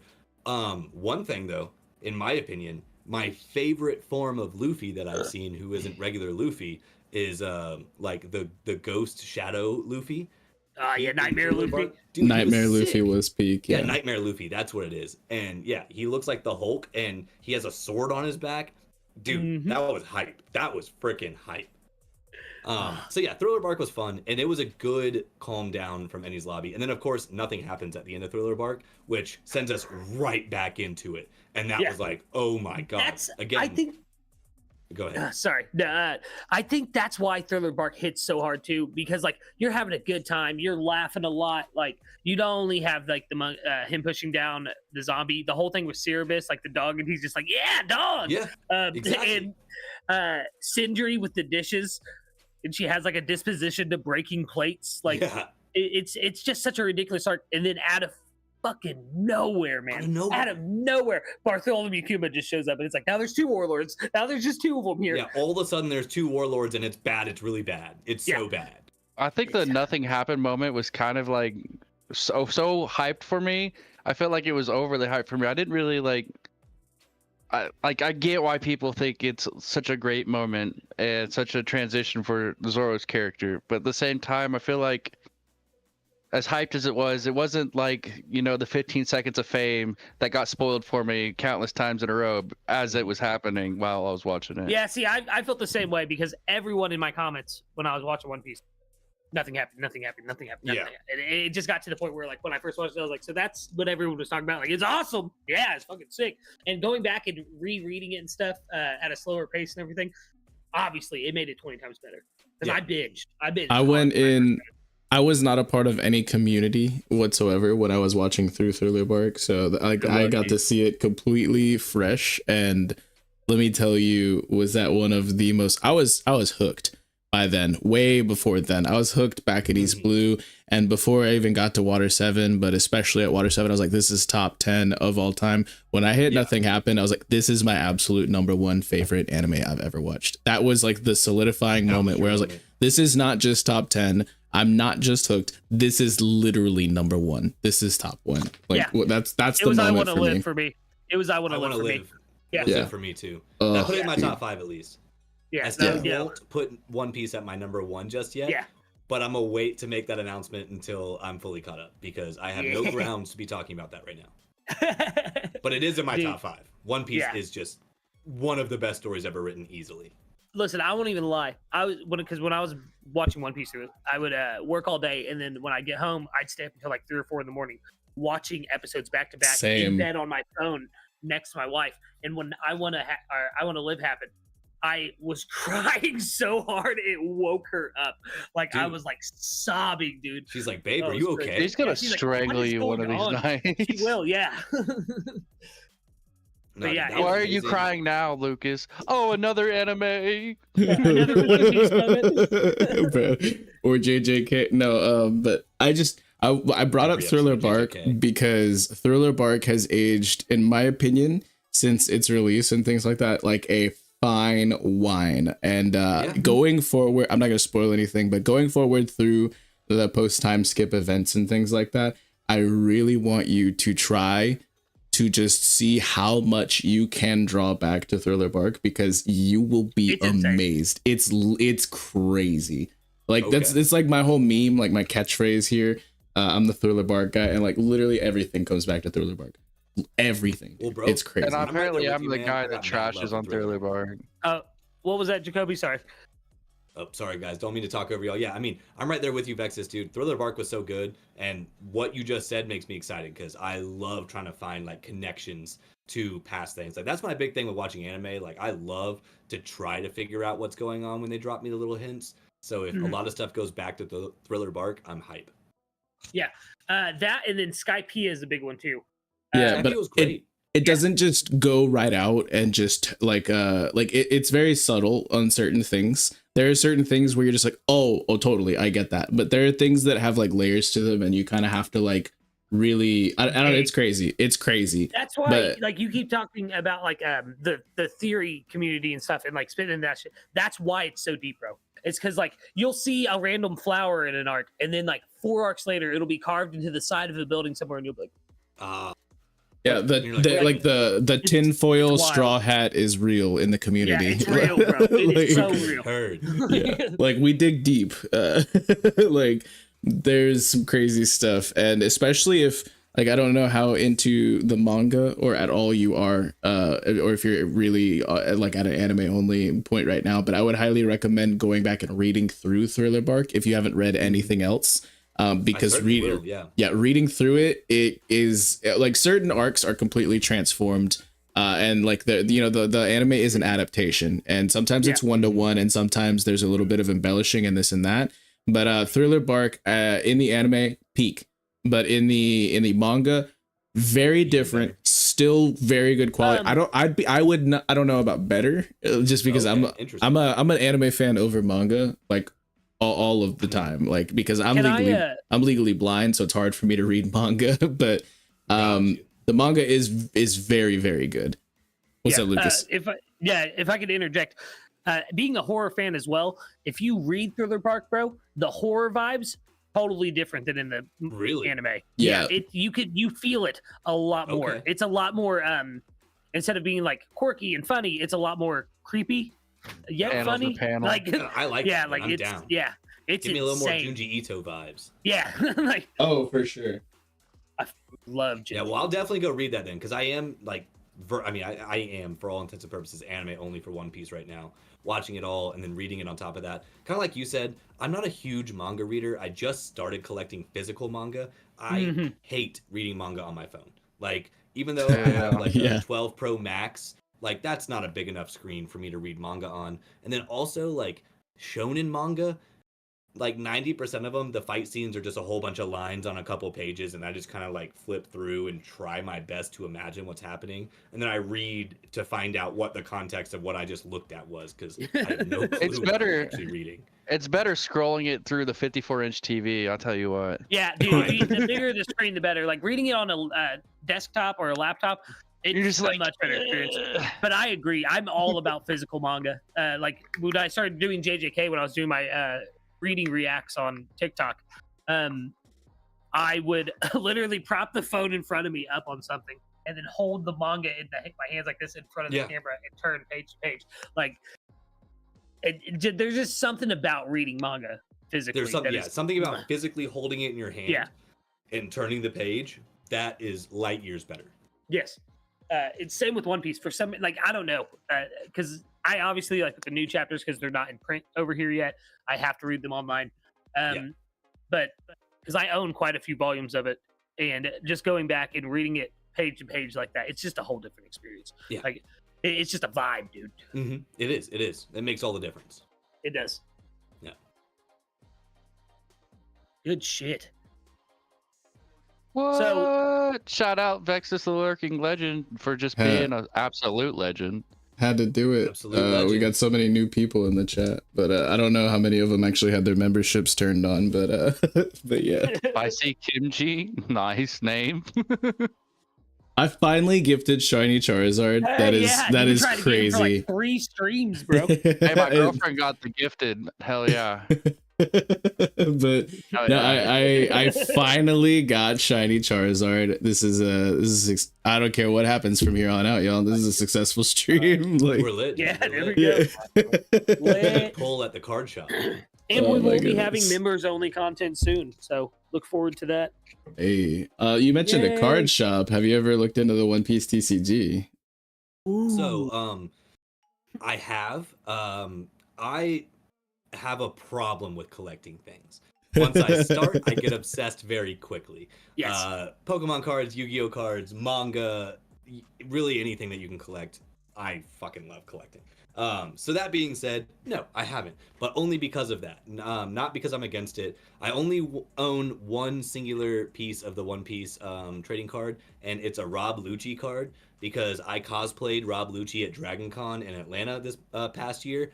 Apparently, I was the only person at the entire con, which this is the biggest con in the United States. I was the only person at this con who was cosplaying Rob that day, and we did a full like photo shoot and everything. And this guy had a like One Piece trading card book, and he was just pulling cards out of people who were cosplaying that character and giving those cards away. So I got a Rob Lucci card, and that was just so sick. That's crazy. Did you have to your end? Did you have like a little stuffed pigeon? Like I did. Oh, you did. Yeah, I've seen the pictures of this. Yeah, it was sick, bro. We need the receipts, bro. I know, yeah. Well, it's on my Instagram right now, jacoby.ds, if you want to go over there and check it out. Otherwise, I can just DM it to you later in the Discord or something, bro.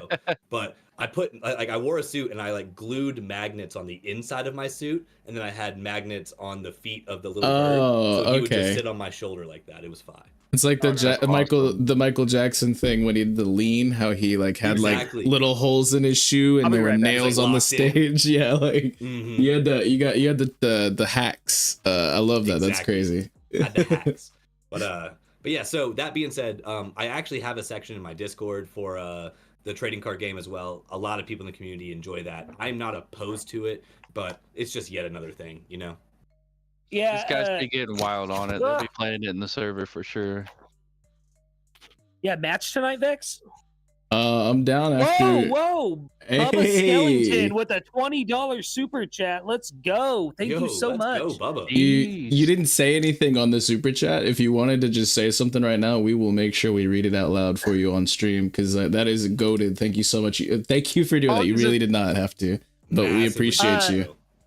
Jacoby, I am just like you. When it comes to collecting, I love it. This is my One Piece TCG collection. This is the first 3 sets. Like, I'm not going to show you any of my good cards because they'll spoil characters for you, but like... Fair enough. It's so You need the lore on that, too. Like, yeah. Wasn't that some of that gifted? What you mean? Oh, look. Oh, yeah. No, yeah. So do you know Metal Otaku Mom on TikTok? She's part of our scene, like, of the anime TikTokers. I'm not sure. I was packing some cards on One Piece cards on TikTok, dude, and she just randomly was like, "Yo, I got a bunch of bulk. You want some?"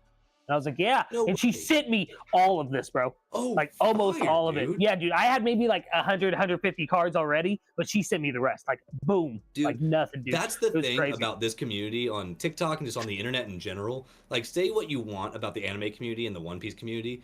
These people in here are so freaking nice and genuine. Yeah. 99% of them. Obviously, there's some people who don't fit the paradigm. But, dude, like, the One Piece community has given me so much love. It's unreal. And, like, things like that, like, you getting gifted the vast majority of your TCG, like, that's so fire. Yeah. Dude. Yeah, it's insane, man. But, yeah, we once you get caught up, if you're ever interested in playing, we actually just play all the time in our Discord.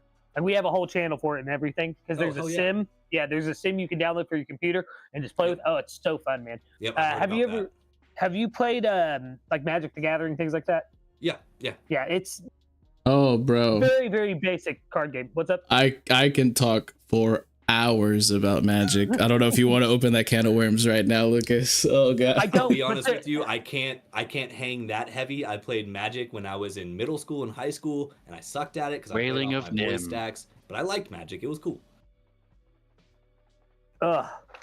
Zusha Krillin said, "At Jacoby, what's up? I see. I missed a lot.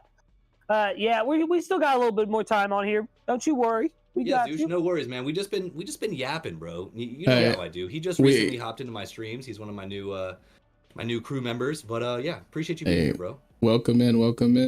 We got Rebecca also says, tell Captain to come play RuneScape with me. Come play some RuneScape. Yeah, she's been trying to get me to play RuneScape hard in the Discord today. Dude, I used to play the hell out of some RuneScape. I've been listening to some RuneScape jams on YouTube lately. Like the remixes, they are fire, dude. It's a vibe, oh yeah. Dude. We also got a shout out to the Navigator 3-day trip for gifting 5 memberships. And it's crazy. The 3-day gifted herself a membership. We love that for you. Yeah, for real. Gotta be turning on RuneScape remixes and then playing on the Warmain WoW server. Be listening to RuneScape, really getting into it. That's busted, bro. Hey, Zeus with the 99 cents. We appreciate you guys. Thank you so much for everybody showing up. Y'all are goated. Absolutely amazing. So we're gonna get off anime just for a second here, but I gotta know, man. I'm a horror fanatic, man. I love B movies. I love all of it. What's your favorite like horror? It's probably Scream. The my OG boy, Scream, my fucking boy. probably the best one out there. I love them all, to be honest with you. Yeah, so I would do say I. my number 2 is Nightmare on Elm Street, because that genuinely scared me. Like Jason and Michael Myers, those were fun movies, but they're not inherently scary. It's just more like thriller. It feels like that to me. But like not being able to go to sleep is freaking terrifying, bro. Yeah. And I'd lose. Yeah. I'd lose. Bro, I remember being young and being scared that like Jason was gonna grab me out of the water and like ponds and shit. Right. Yeah. Lakes were a little bit scary for a while. That is the one that always got me when I was young was Child's Play. Like I had nightmares about Chucky until I was like 9. Like I no shame in it either. Like it just happened randomly. There is no shame. Dolls. My grandma had one of the Child's Plays dolls, right? Like the original old school, and like there was a young girl that would come. Dolls? There was a young girl that would come babysit back in the day, and she would refuse to babysit if that thing was in the house or if it wasn't locked in the basement, bro. Like smart babysitters get it every single time. So are you a fan of like B horror movies as well? I'm sorry. Am I a fan of B horror movies? Absolutely. Yeah. Like Evil Dead, all that. Zombievers? No, but that sounds fucking amazing, it's bro. It's and amazing, bro. Please go watch it. That's probably my favorite B-list movie. Have you seen the Troll movies then? Like Troll 2? No, bro, I haven't seen those.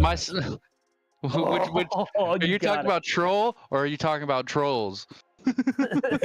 not Trolls, not the children. Because my son just dyed his hair and he's got like pink on the top of his head and he put it up in a hair tie and I was like, bro, he looks like Poppy. Did you guys watch Dead Snow?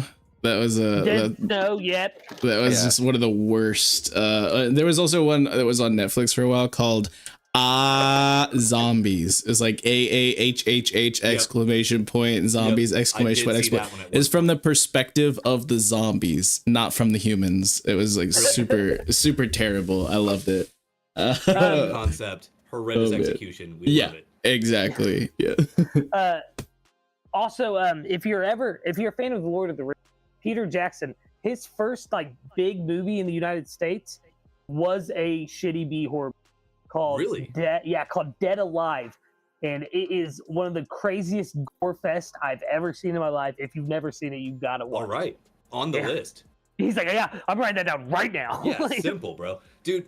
I love so me and one of my roommates, Infection, he's a musician as well. We watch B-list horror movies for like a living. Like during October, like me and my roommates watch a horror movie every single night of the month. Yeah. Like and it goes from, top tier S rank, horror movies all the way to the bottom of the bottom. And I mean, I'm just down to sit here and laugh at a movie all day. Like so am I. If you've never seen Troll 2, have you ever seen that meme of the white guy with the glasses and he's like, oh my god. Oh yeah.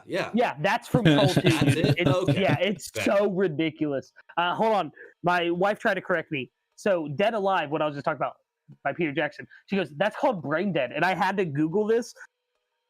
She's from the same country he's from, and over there it is called Brain Dead. You're right. but here it was called Dead Alive. But here in America, that's not in America. Not there, Swearingen. Goddamn, speak American. I'm down here on my gold claim trying to get me some gold so I can go up to the gym. Go to the gym. Oh my goodness. Dude, I'll tell you what, went to the mountains, 2 of us came back. Wild Bill Hillcock's in town.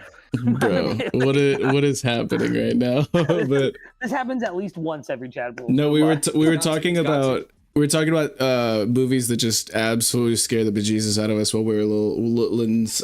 For me, did you guys ever watch Darkness Falls? Yes. What about the Tooth Fairy? Dude, that was I'm sorry.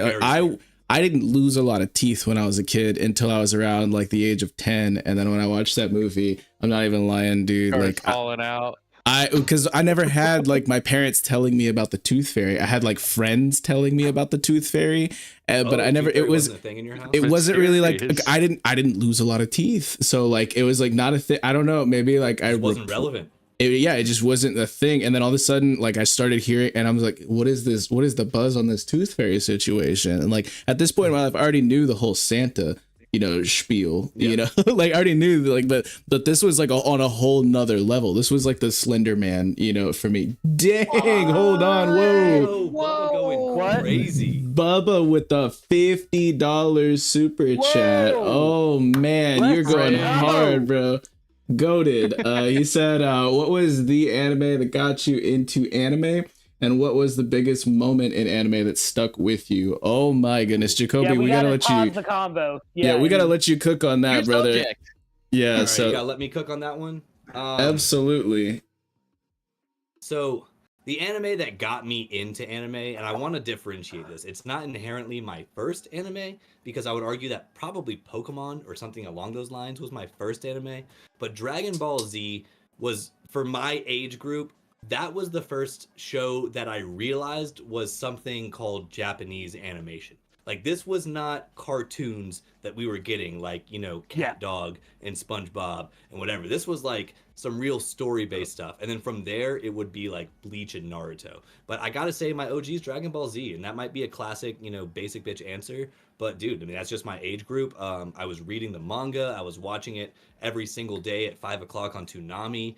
And then when Naruto hit, Naruto's the one that changed everything for me, where I was like, okay, I'm obsessed with this kind of content. But DBZ was the thing that got me into it. So did you ever try to go Super Saiyan on the playground back at school days? Bro, so funny story, like my poor grandma, she's a dang saint for dealing with me.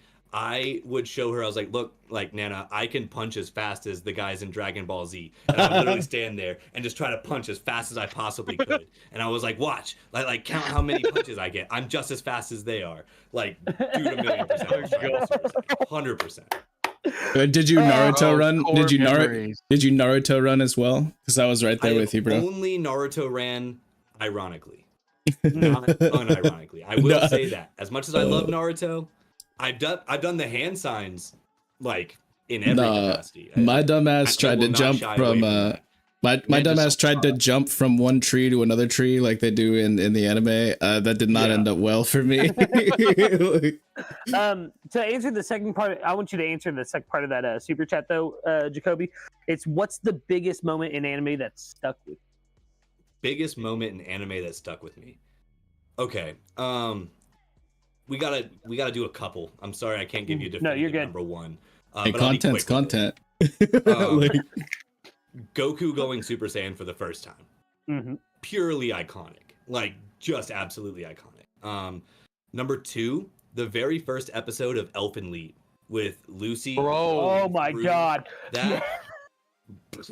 That changed stuff for me. That changed me as a human. Like I was probably way too young to be watching that. He started that as a boy, and he finished it as a man. Oh my god! And I watched every episode of Elfen Lied in one night. I was like, my friend was like, "Bro, please watch this. It's everything." And I watched. That's what Fritz did to me. Dude, Elfen Lied is still my top 5 best anime of all time. Yeah, it's so good. And then number 3 moment, real quick. Oh god, what was I about to say? The moment in Death Note where everything comes together and Light gets control of the Death Note again. And he's like, exactly. Bro. He's in the helicopter. Everything is crazy. That moment, in my opinion, is one of just the best moments in anime ever. I could go on forever. Honestly, Bubba, I'm probably gonna have to make a video about that because like a TikTok, because damn, that is some good content right there, bro. I remember that, like, the first time I realized you could buy Dragon Ball Z VHS. You could buy the episode months in advance, way before they'd ever have them on TV. And my dad went and bought, like, I swear to God, everything you could get, like 15 freaking VHS, versions of like the Android Saga way before it was on TV over here. And I was like, man, I was waiting for this stuff to happen. And it's like, it took forever. Shout out Doy as well. Just dropped a 99-cent super chat. We love you, bro. Doy's the boy. Doy. But I actually want all of us to answer this question because that's it. It's an excellent question by Bubba. Yeah, absolutely. Lucas, you've gone quiet. I think Lucas cut out. Yeah, I'm not sure. Oop, we lost you. And now a word from our sponsors. Like and subscribe. No, I think his headset died. Yeah, okay. My mic died. Yeah, we're back. We're back. But yeah, I'd like to spit on this for a second. But for me, the anime that got me into anime, just like with Jacoby, Pokemon or Digimon or something like that would probably be my first one. Sailor Moon, actually, probably. Yeah. But the one that like changed my outlook, like you said, was actually, it was before Dragon Ball like started hitting over here, was Vampire Hunter D. I caught it when I was like 7 or 8, bro. I'd probably 7. My buddy had seen it on HBO. He'd snuck up and watched it one night on HBO when his parents went to sleep. And he was like, dude, you got to go watch it. You got to go watch it. And I was like, yeah, of course. I'm going to sneak up and stay up. Mm-hmm. And dude, it changed my life. Like, it was just so brutal. It was so different. I was like, what is this? Like, what is this? It's just different from what we were consuming at that point. Exactly. Completely and utterly different. It was so mature. And even though I was so little, like, it was just impactful, dude. It was a real story. Yeah, exactly. It changed my outlook because I was always into animation since I was a kid. I've always wanted to be an animator and shit. And it just changed everything for me because I got Akira the next year for my birthday because I kept begging my parents for it. And they finally bought it for me even though it was rated R. And like it was dude. I remember my aunt and uncle had like the special satellite TV packages, and I think I watched it like 3 times in a row, like 4 in the morning. Just it's so good. As far as the biggest anime moment, probably 2 for me. Obviously, like Jake, what you said, you got to mention Super Saiyan. Like it's iconic, even up to Super Saiyan 2 and 3. Like when Gohan steps out, Super Saiyan 2 during the all of them. Every single one. But actually, by a little, I don't want to say lesser known anime, but one that not a lot of people talk about, FLCO. When Naoto swings the bat at the end. He's got the guitar and he's on this, and she's like, all you gotta do is swing, and boom, and hits that satellite and knocks it back into orbit. Oh my god. Blew my 12-year-old mind. That show literally just changed my whenever outlook. The pillows start playing and homegirl's smoking on that cigarette that says never knows best, and you just get to see like the cosmic like crazy stuff going on in the sky. Like dude, it was so good. Absolutely goated. Yeah. But I have another one.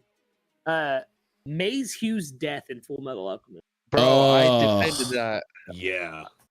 Oh I my goodness, that, bro. That was such an interesting stream. Yeah, that was such an interesting stream. We did an animated debate stream, and Fritz had to defend Maze Hughes' death, or what was it? Maze Hughes being sadder than the Edward. Oh yeah. Oh god. That's I think I won that one. You did. You won in my mind. It was no contest in my mind, but yeah, that was crazy. That was a wild stream. But yeah, that moment just like it sticks with you. Like to this day, I sob when I see that shit. And being a father now compared to how I was when, like, obviously I wasn't a father then when I first watched it, but like being a father now, even more so. Like his funeral, everything, it just fucking wrecks me. I'm sorry, 3 days. I didn't mean it. Oh my goodness. Oh, 3 days. Yeah, but Vex, Fritz, we got to get the answer to the questions. Fritz, you want to go? I've been kind of hinting at them. It's, it's like people don't realize like VHS kind of was like the big thing like before DVDs. Like we were growing up when that stuff was like, it was everything. Like even for years after, like things were more just DVD based. My dad would buy stacks of recordable VHS just to get his shows for like they were all programmed. There, And I just remember like what was it, Cooler's Revenge or whatever, getting that, Spirited Away, Princess Mononoke. I get mad at my kids for watching that literally over and over, wanting to watch it over and over again on like HBO. But that's exactly what I did when I had it on VHS, and I had to wait for it to rewind. Do you guys remember Wolf's Rain? I had a VHS of Wolf's Rain that was bootleg as fuck. It was Spanish dub with like English subtitles on it. That was such an interesting block, like with Paranoia Agent and like Wolf's Rain and Blood Plus, and like that was crazy.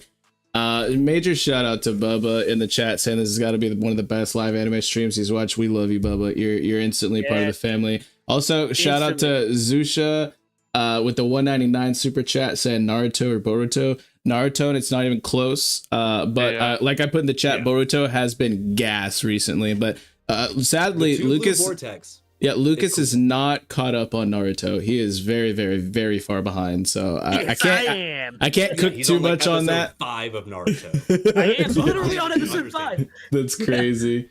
Well, are you still watching it on TikTok? I'm planning to. I just haven't had the time for lives. Like between the last arc and my real job and everything, I had time to do lives on TikTok. I need to set out a day, and so I can watch it, because I've seen up to the tuning exams, and literally the episode after Gara and Broccoli's fight, I was like, nah, I'm done. You said broccoli. You said broccoli. That's the moment you said you're done. Bro gets spread pretty thin on all Oh that. my goodness. It's one of the best fights in all of anime. I just stopped watching. I don't know why. I just did. And then when I went back to watch again, I was like, this is just annoying now. And I stopped watching it. That's actually like a perfect like lean in, because honestly, like in the tuning exams when Rock Lee drops the weights, that's one of my moments in anime. That's absolutely like one of my peakest moments, like from way back when I was a little child. I screamed Fritz, when that happened. Like I genuinely was like, ooh, like, this is different now.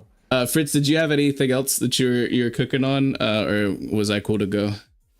No, you was cool to go. Like I was saying, it was just like all those memories of like my dad. Like I didn't have a lot of things. My dad wasn't able to do a lot of things due to like stuff that had happened to him in his past. Like he was just like physically unable to get out and go do things. But the one thing we did do together is we watched a lot of like anime. He had Vampire Hunter D. He had Princess Mononoke, like I said. Oof.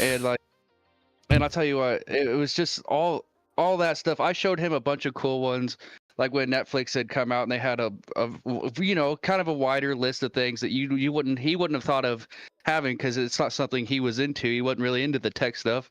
He was just in like, he's also the same that showed me like Doctor Who back in the day. And so like TV shows with my dad, that was probably the most like significant memories I have with getting into these shows, and like how I ended up where I am today. Dude, we all went with actual anime moments. For like, I'm gonna fucking destroy all of your answers right now. I had wholesome moments with my father with anime, so F you guys with like your cute Lee dropped his weights, but I family content.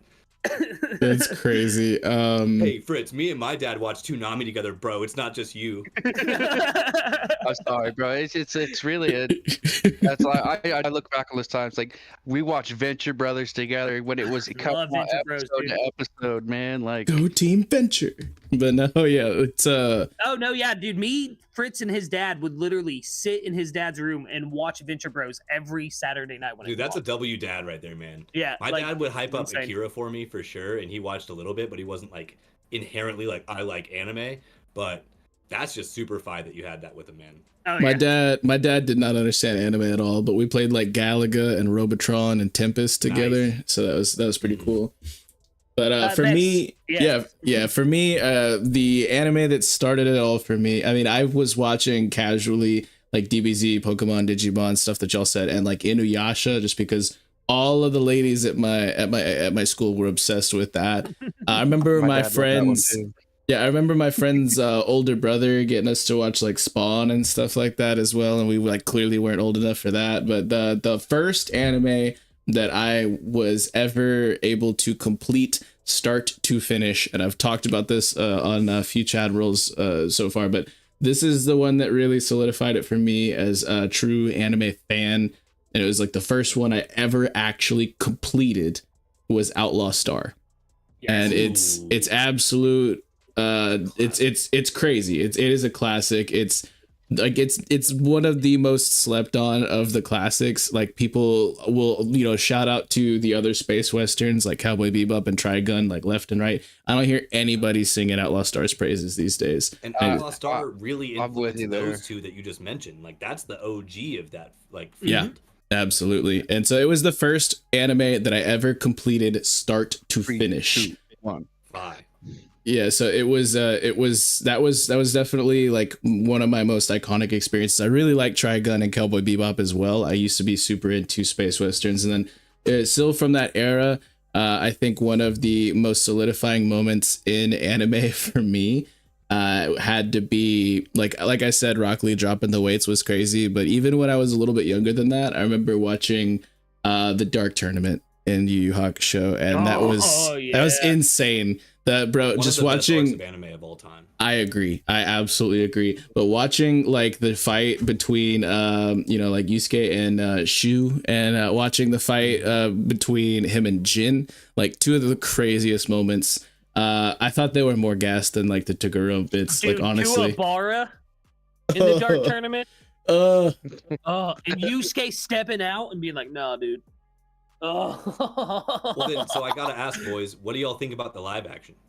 I've only seen the first 2 episodes, but from what I've seen, I really enjoy it so far. I know they've added in a lot of elements from like the Dark Tournament and other arcs that take place in the future, but I mean, if you got to amalgamate to make it work for television, and it's from what I've seen, they've nailed some of the characters. Like Kuwabara's character so far, I think has been spot on. He's great, dude. Yeah, when he goes to the funeral and like the wake and he's like punching and fighting, and he's like, "Oh, man, you get it!" Like I was like, "That's Kuwabara. That's my boy." I need to check he's my favorite out. character. You do, man. It's really I good. have such a bad vibe with live actions. Besides, like I did enjoy the One Piece live action, and like it itself did set some form of standard for me, because like all the other ones to me are like big L's for sure. Yeah. Like, Oh yeah. So I'll say, in my opinion, One Piece is the easy dub for live action. It is the epitome of what you want a live action the new to be. standard. Yeah. It's the new standard.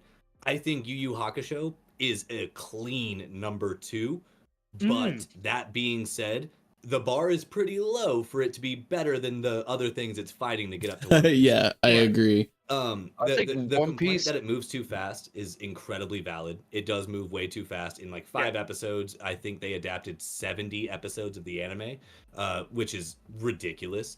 But the CGI is fire. The choreography is fire. 90% of the character and actor choices is fire. Like, it looks good. And my biggest thing to say about this, so like over Christmas break, I was at my my family's house, and my dad, poor guy, he could not say Yu Yu Hakusho to save his life. But he's like, I've been watching this like something on Netflix. And I'm like, Yu Yu Hakusho? He goes, yeah. He's like, it's freaking sick, dude.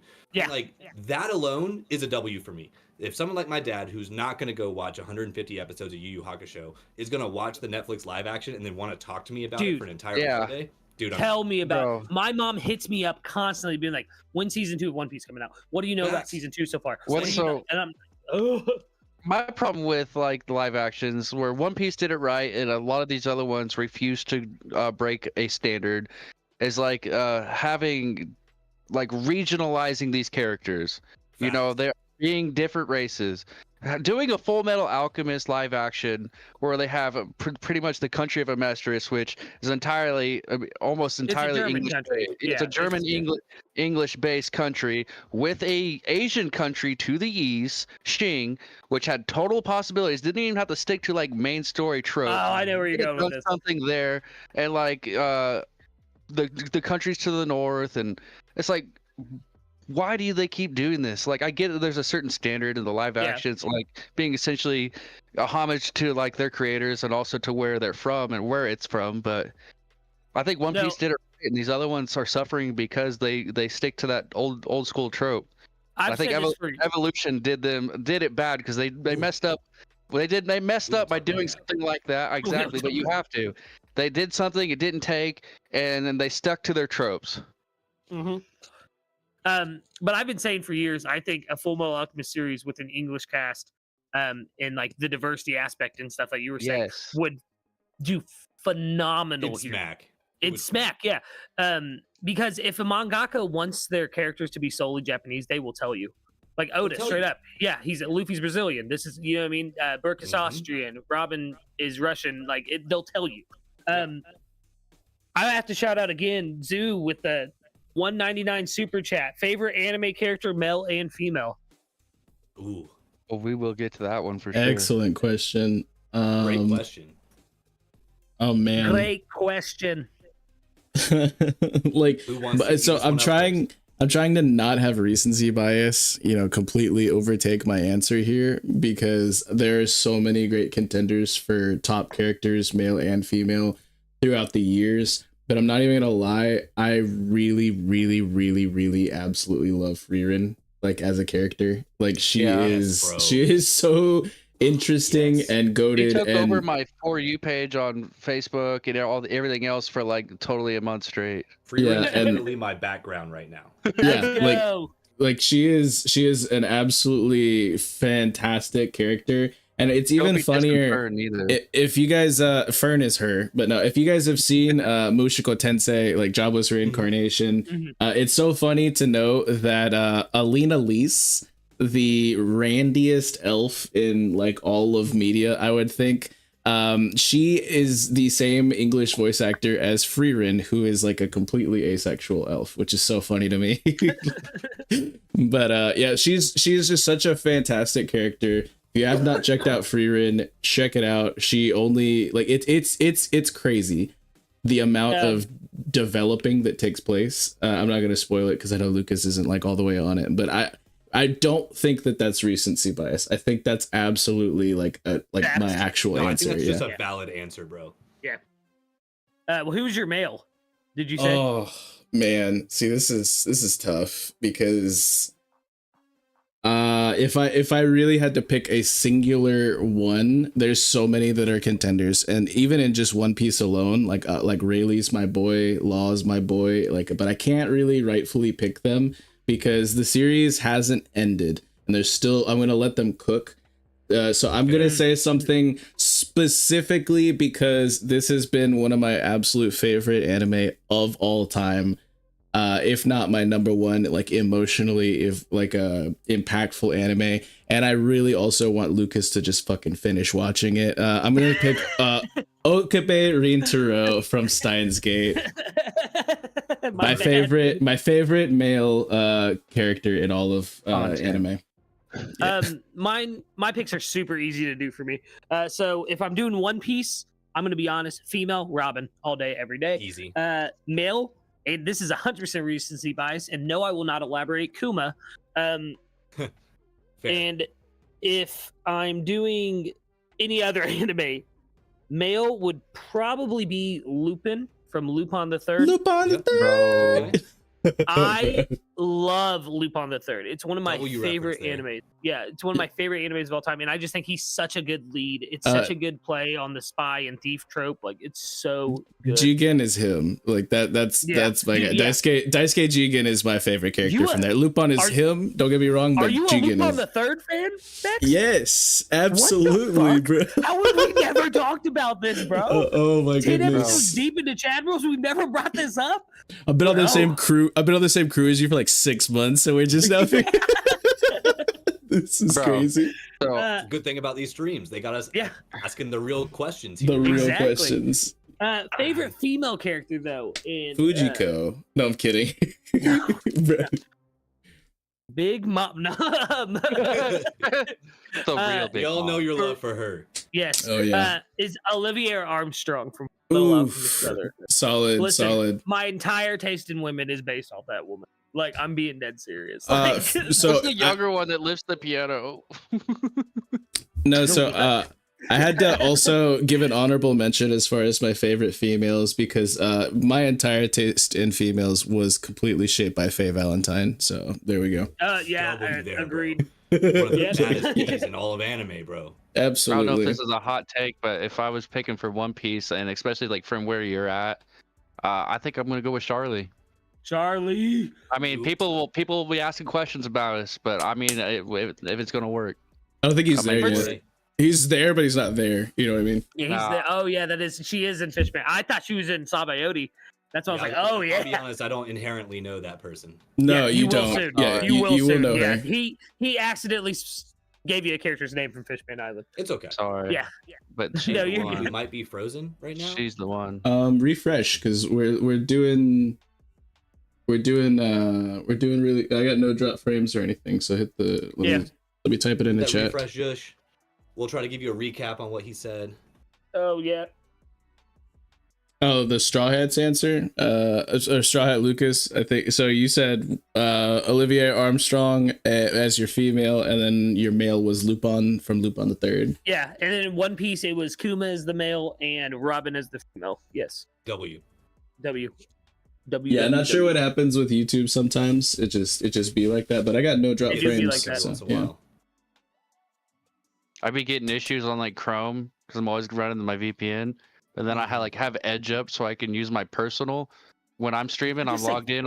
Edge? Edge? Yeah. Nah, bro. I'm judging. I thought you could only download Google Chrome with Edge. Or So- Firefox. Bro, So there's only one reason to use Edge, and that's because if you do the built-in ChatGPT widget through Edge, it gives you the premium like info, not the like 2022 and backward info, without having to pay for it. Fresh. Yeah. But I use Opera. I use Opera for everything, bro. Like when I'm usually hosting the stream, I have everything open in Chrome for like the Last Arcs page, and then I open up Edge so if I'm running polls, I can put my vote in. Do it on my own account. I just have Go to the Smurf account real quick. I just have plays. I just have two. Dude. I have two separate operas open. That's all. I just one where I'm logged in as me, and one where I'm logged in as TLA. Our mod for our Discord, Dill, he has like 12 accounts, and when like the polls are going real crazy, he'll get on like 10 of them and just start like messing with the votes. Changing those numbers quick. Yeah. He'll be getting people hurt. He'll be getting people hurt. No, but Fritz, did you have a top one male anime character and female anime character for Zoosh for giving us that lovely 199 super chat? I'd be thinking on that. There's too many. I know. There's too many. I know, it's crazy. I don't pick favorites, all right? I don't even have like a favorite meal as long as it's food and it's edible. I eat it. Just say Bon Clay and Ivankov. There you go. Like, bro, okay, I will. Okay. Yes. All right, don't tempt me. I might try that too. He said, "Oh, come my way." You get both, and I'll call it a deal. Oh my goodness. That's fair. But what about for you, Jacoby? You got a number one male and female anime characters. So my original number one female was going to be Robin, but since Lucas got that already, I do have another option. But I do just want to quickly say, like, Robin is just written so well. She's not overly insane. She's a smart, like very, very intelligent person. She provides a lot. Like, she's just a well-written female character that doesn't happen often. And within those exact same parameters, it's Nobara from JJK. Oh, like she's a main girl in the main three. Boy. They didn't make her immediately start simping over one or the other characters. They made her a platonic friend of the characters, genuinely. And she's like strong-willed. And she is really strong for what she is. Obviously, like, she wasn't up to fight in what just happened. But that being said, as far as a well-written female character, did my girl wrong. Nobra's got it. She's got it. And I will say, it's not much of a spoiler, but technically it's unknown what's up with Nobra. I will have hope. I will have hope and cope until after all of this ends. I'm coping all the way to the sunset, bro. Absolutely, bro. Oh my god. Tear falls down my face. Dude, yeah. And then my favorite male is Ichigo Kurosaki from Bleach. Let's go. Easily my favorite MC of any shonen. For me specifically, when I'm watching a shonen anime, I genuinely do not like the super weak, timid, meek kind of main character, i.e. Deku from My Hero. Now, don't get me wrong, he cooks, he grows, it takes time. But like Ichigo, from literally day one was him. Yeah, he always he had confidence, he always believed in himself, and throughout the entire anime and manga, he stuck to his principles just hard as hell. So I just think he's an iconic character and just so solid. Yeah, he's got mad Yusuke vibes. Like exactly. From day one, stood on business and never stopped. Like 10 toes down, baby. There were some humbling moments, but like, man, I got mad love for Ichigo and Bleach as well. But I thought of another one from the male. I would say Bond from Seven Deadly Sins. Ooh, yeah. Oh man, He's the sick, first bro. 2 seasons were so goated. Like, Absolute facts. Yeah, like that was everything. They were like, here, there's $30, make season 3. No, there's everything in it to me seems like it's fine up until they complete the actual mainline story, and then after they've defeated the Demon King, like everything after that is pretty much as like add-on DLC to me. It is not worth it. That's a good point.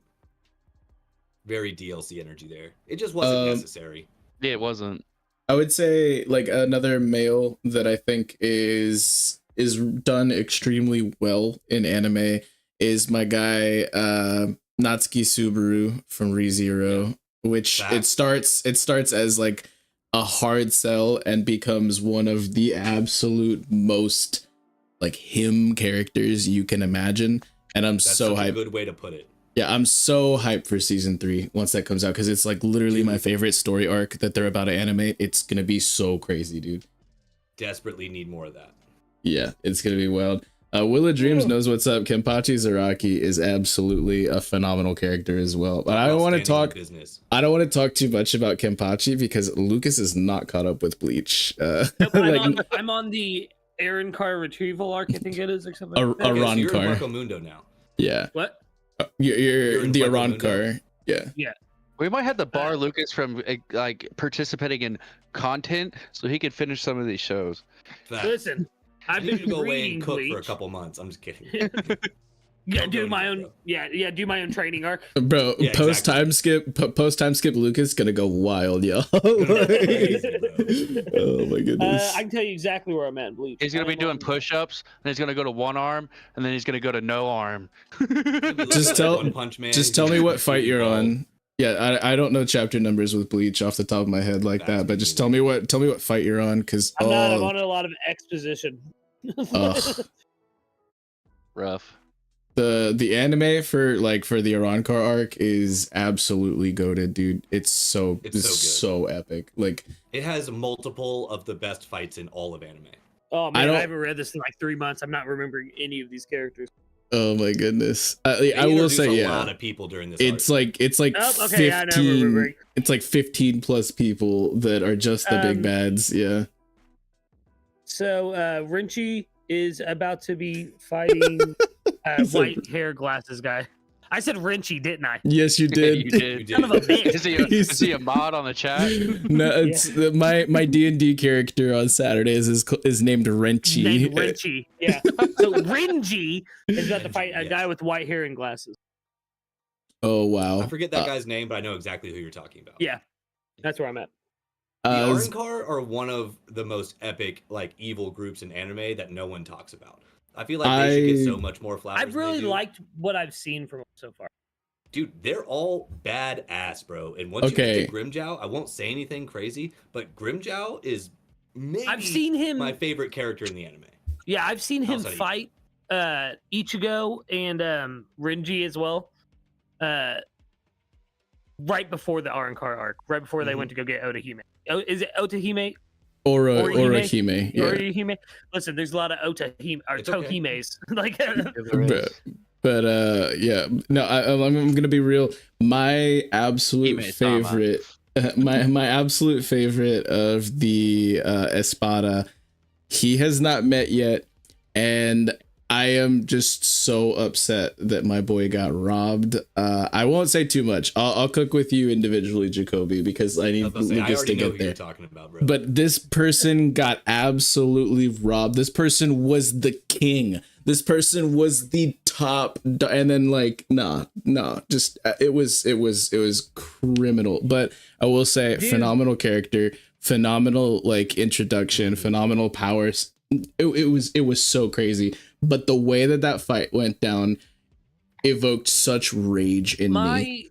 My favorite fart. Oh my god! My favorite fight of this arc so far has been Rukia fighting the what is it? The Espanada. Espada. Espada. Listen. Damn empanadas. It's not a quesadilla. I'm the big in empanada. Roblox right now. Okay, give me a break, guys. Jacoby said empanada. the carne asadas. But no, the guy that has like the fish tank on his head with the two demons inside of him. And like that fight with Rukia. Yeah, it was that insane. fight was really crazy. Insane, dude. Yeah, it was really good, and her breaking the ceiling so the light came in and got him. Like, oh, it was so good. The fight that you're fearing. Yeah, the fight that you're in right now is actually like I think that it's literally nothing but better than that from here on out until you get to a certain point. Because I took a break because I was getting burned. I'm just being honest because I was reading it so quick. So I took a break right before it was about to like get interesting again. Is what you guys are telling me. Yeah, no, I mean, I'll definitely say it, and without spoilers either, the current stuff on Bleach right now, whether you like Bleach or not, this animation is some of the best animation in all of anime, period. Like, the most recent 2 cores have just been obnoxiously good as far as animation's concerned. The openings, too. Oh my god, dude. So fire. So fire. It's been wild. I know it's not what we're talking about, but I do not like the core system. Just release the core system. I fully agree. I don't like splitting a season in half. It's one thing to go season to season, but one half of one season, dude, fuck off. Just give me this shit or don't. Exactly. I think it works. It works for the studios a little better because it gives them time to cook a little harder and not have Mappa like conditions, like which we don't like that. We love the work. How bad that is. Yeah, we love the work that is done. We want these people to be compensated and treated fairly and free Mappa. Oh my goodness, but that's so I think that it makes a little bit of sense, but like at the same time, like don't announce something if you don't have it already in production like that. Like, that's exactly what I was gonna say. Like, I don't understand. Didn't they go long enough? Like, they could have had some of this on tap. Exactly. Like, why are we animating these things weekly? In what world does that make sense? Like, this is not South Park, bro. It's not South Park. That's exactly what I was about to say. Like, we're not waiting for current events to tell us what the episode is going to be about. Like, bro, you knew what you're going to be cooking before you even announced JJK season 3. Why don't you cook up 15 of the episodes so you're not on a day-to-day schedule? Like, that is the one thing that does not make sense at all to me. Like Zom 100, one of that's exactly what I was about to bring up. Dude, yeah, exactly. Like one of the best like new animes that was coming out in the most recent season, and it just got murdered because of all the delays. Now, they're a super tiny production studio, so I'm not dogging on them. But again, just make the 10 episodes. If it's just going to be a 10 episode arc, like, bro, just make the 10 episodes and then air those. Like, I think that does not make any sense to me at all. Yeah, I think Madhouse is doing a really great job with Frieren right now because I cannot sing its praises enough and how quality it is and consistent it is, because their second core, it wasn't like we waited months or like a half a year or like a year for that. We waited a week and we're back into it. 1 week. That's all it took. And we're back into it. And it seems apparent that this is things that they've had. They've been cooking preemptively, and they've really taken the time that the content deserves to give it the quality, and so like I will sing Madhouse's praises so hard right now because Frieren is amazing. But yeah, then there's stuff that took us like a year to get part 2 of, like Ancient Magus Bride, which is one of my absolute favorite anime that has returned to us, and Mushiko Sensei, and what else, like Jobless Reincarnation, a whole bunch of these things that we got, like season 2 season 2 part 1, and then a year later we get season 2 part 2, literally a year later. It's crazy. Didn't Netflix do that with JoJo's Bizarre Adventure part 7 or something like that as well? Part 6. Where they released part 6, they released like one part of it and then didn't advertise the second part of it at all. Well, so the thing with Netflix and why it's different with Netflix is it's not like a weekly drops with Netflix. They drop it in bingeable chunks all at once. So that is a completely different kind of conversation, I would say, than these seasonals that are being released weekly. But yes, they did do that. The fact that and I imagine that depends on who you are too. Yeah. Like, One Piece has been weekly for what, like 25 fucking years, man?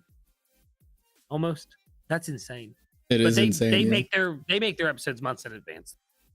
Like right now, they're probably animating towards like current shit in Egghead. they got people on massive NDAs and lock and key, bro. Exactly. The Gear Exactly. 5 episode, didn't that take like 6 months to make that episode? Yeah. They probably got agreed to spyware on all their social medias and devices. The fact that that stuff doesn't get leaked is so impressive. Well, it did. It really is. It did get leaked. This was when the anime had to take like a 2.5 month break. Like this was 2022. this was a while back, like right after I caught up. Excuse me. But there was a massive leak from Shueisha. Okay. And so like that was a thing that happened, but the fact that it's only actually like legitimately happened to the point of stopping and halting production on all fronts one time in like 2.5 decades is crazy. That is, yeah. I remember that because like I said, I got caught up and there was that month-long break, and the anime was on break because someone hacked into Shoeisha and deleted like 4 episodes of One Piece. Yeah, it was crazy. Holy crap. Yeah, they had to reanimate and do damage control because people did in fact start to hack and leak, which is it's crazy. I didn't know that. Well, I'm glad you ducked some spoilers. Like, cause honest, dude, like knock on some wood, I've done pretty good. Like the only real spoiler I caught was Ace. Like day 1 of me posting One Piece content, they're like, Ace dies, blah blah blah, donuts, all that crap. Donuts. Hey, I really like this guy. He's a great looking character. He's dead. The first video, like when I like met Ace in Alabasta, and I was like, I finally met Ace, guys. Oh, bro, comment section was just Boom. I Done. remember that, dude. Rip. Wasted. Than that, like most of the stuff has not been spoiled for me. Like Whitebeard's moment wasn't spoiled for me. Like the Robin moment really wasn't. Like there's a lot of stuff. I mean, 90% of One Piece has been a surprise for me. So there's certain things I know. Like I know Jinbei is eventually going to be a Straw Hat and stuff like that, but I don't think there's a spoiler out there that I'm aware of that's like outright Jinbei like, solos something for me. Just don't tell Josh that. But yeah, like, he'll disconnect you from the call.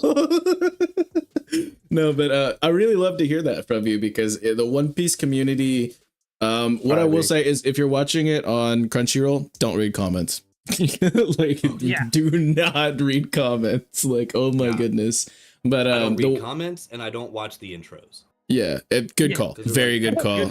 Good call, brother. This guy knows. This guy knows. Ace Yeah, died. it's a guess too, because sometimes you like skip it Literally. 7 minutes just to get like the current episode, and then like you realize there's only 7 minutes to this episode because then there's the end credits right there waiting for it. Which you got to do the 4 minute trick. At the beginning of any One Piece episode, you can generally click on around 4 minutes in, and you'll skip the recap, you'll skip the intro, and you'll get right to the title card. But sometimes, like you were just saying, the title cards are also spoilers, like the title of the episode, Ace dies. Yeah. Literally, the episode's called that. That's freaking It's called nuts. verbatim.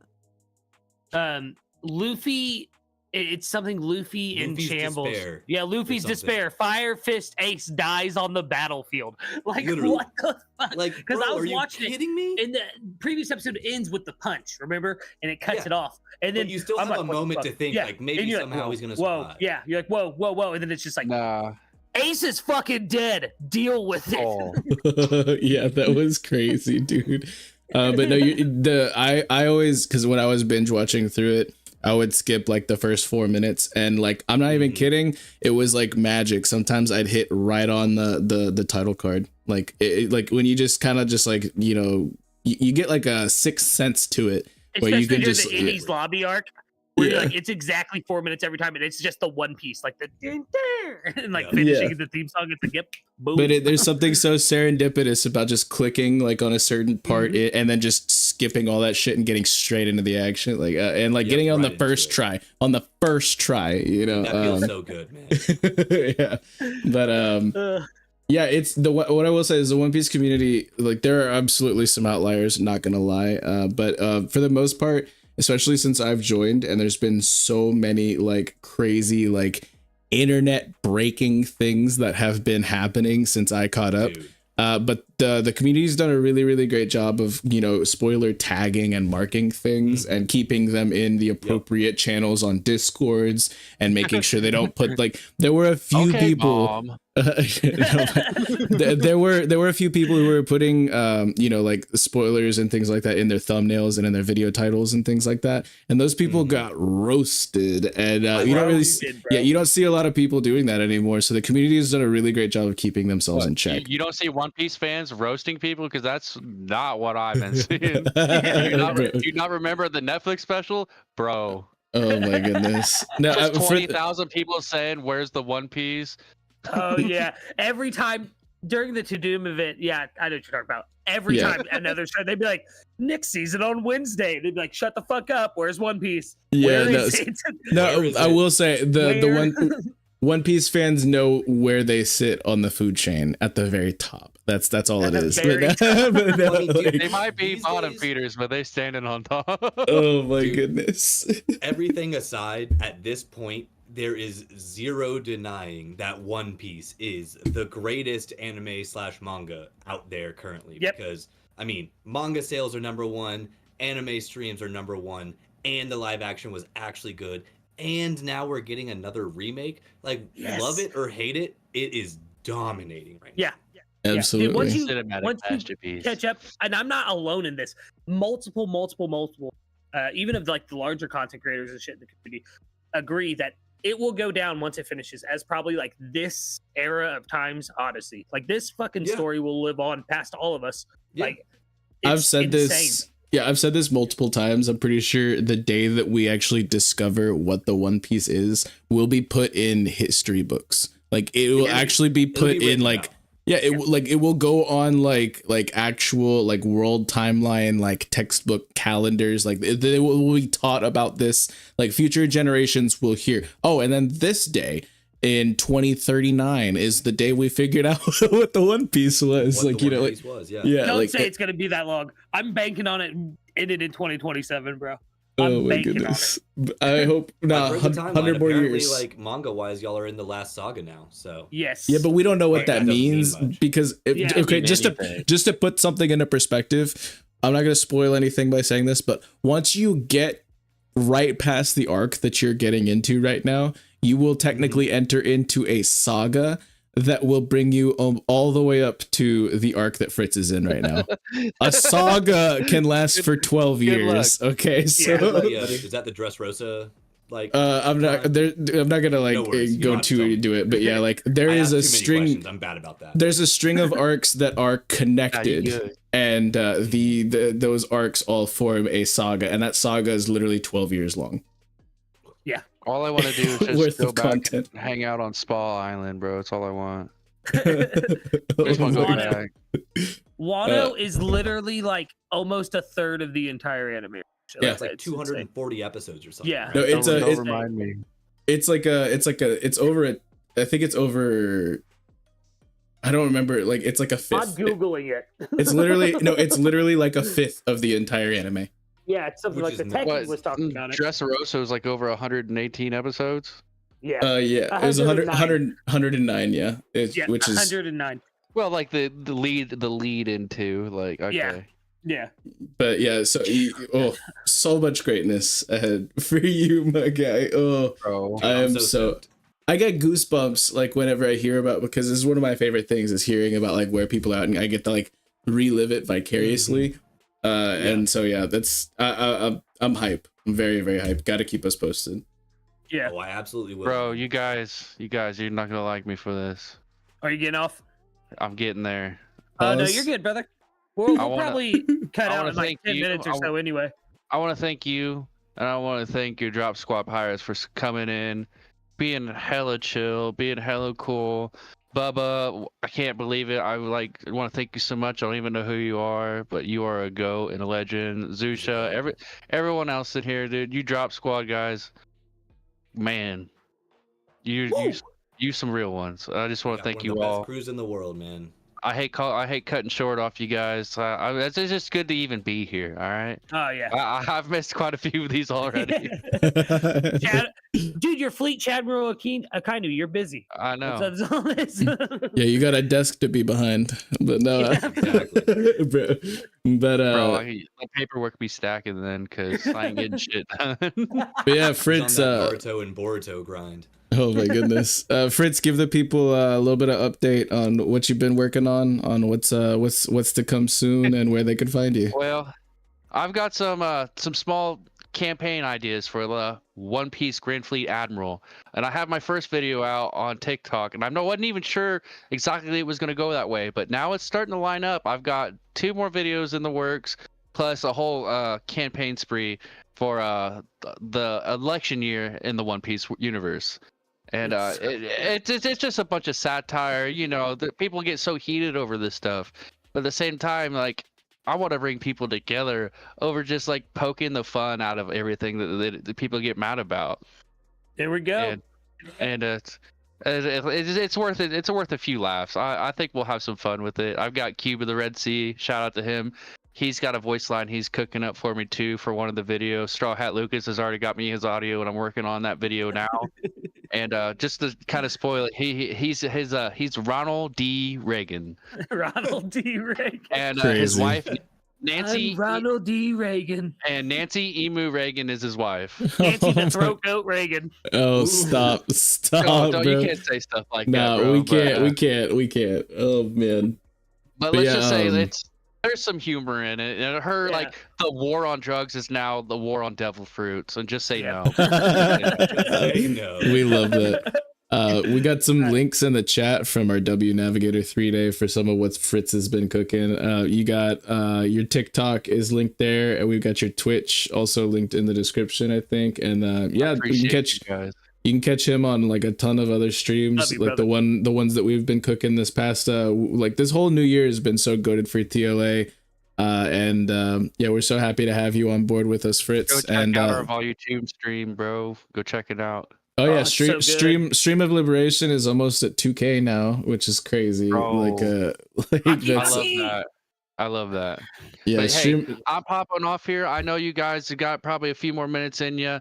It's been great cooking with you. You are, I definitely welcome always here and around here. I want to see more of you. You're just great, and I won't be like liking every video I can find on you on TikTok, but I definitely will be too.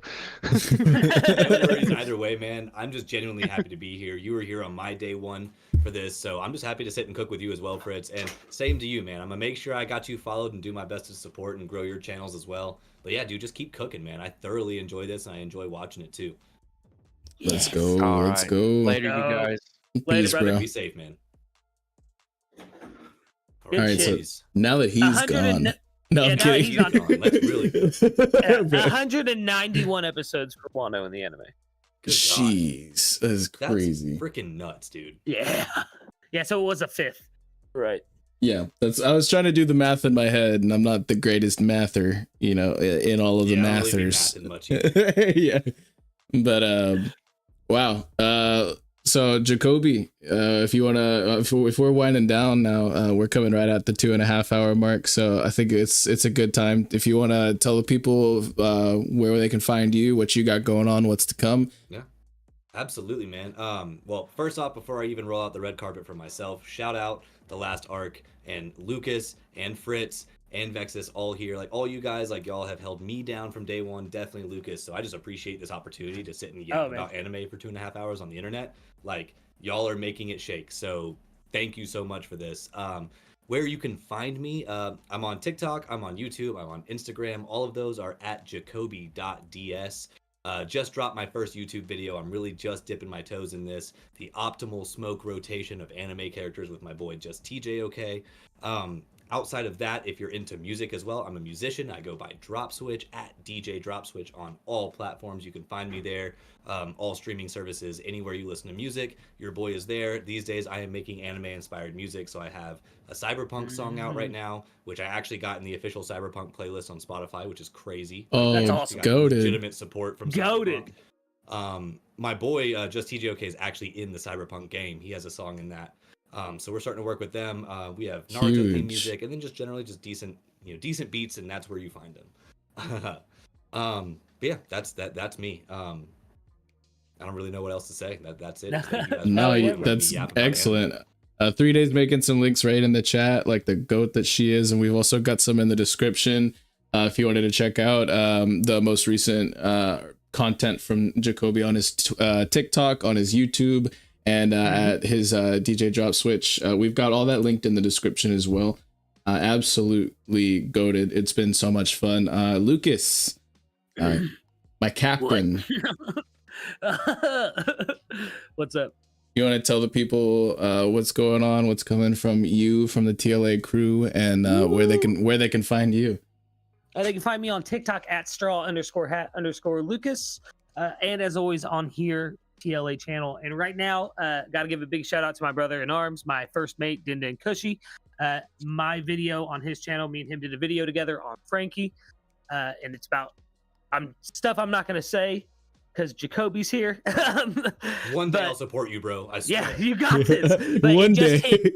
It just hit 12,000 views, and I would love it if anyone hasn't watched that and is current on One Piece, go check it out. It's a really good theory. I think you'll dig it. The last arc is cooking up a lot for this year, guys. We just got started. It's not even the midway of January, and we got some wild things cooking. We have some amazing guests coming up. Speaking of midway, middle way, you know. Bro. Yeah, I was about to get there. Okay, Dr. GB this Saturday and next Saturday, as vexyz was saying, Middle Way will be joining us. And next Friday for Chadmirals, we will have another goat from TikTok joining us, Whole Grain Cold Train. He's my dude. He is Cody's dude. Oh, look at Jacoby. Jacoby's like, my boy, Cole. Yeah, boy. Cole is him. Cole is absolutely him. That is correct. Yeah, he's Timothy, bro.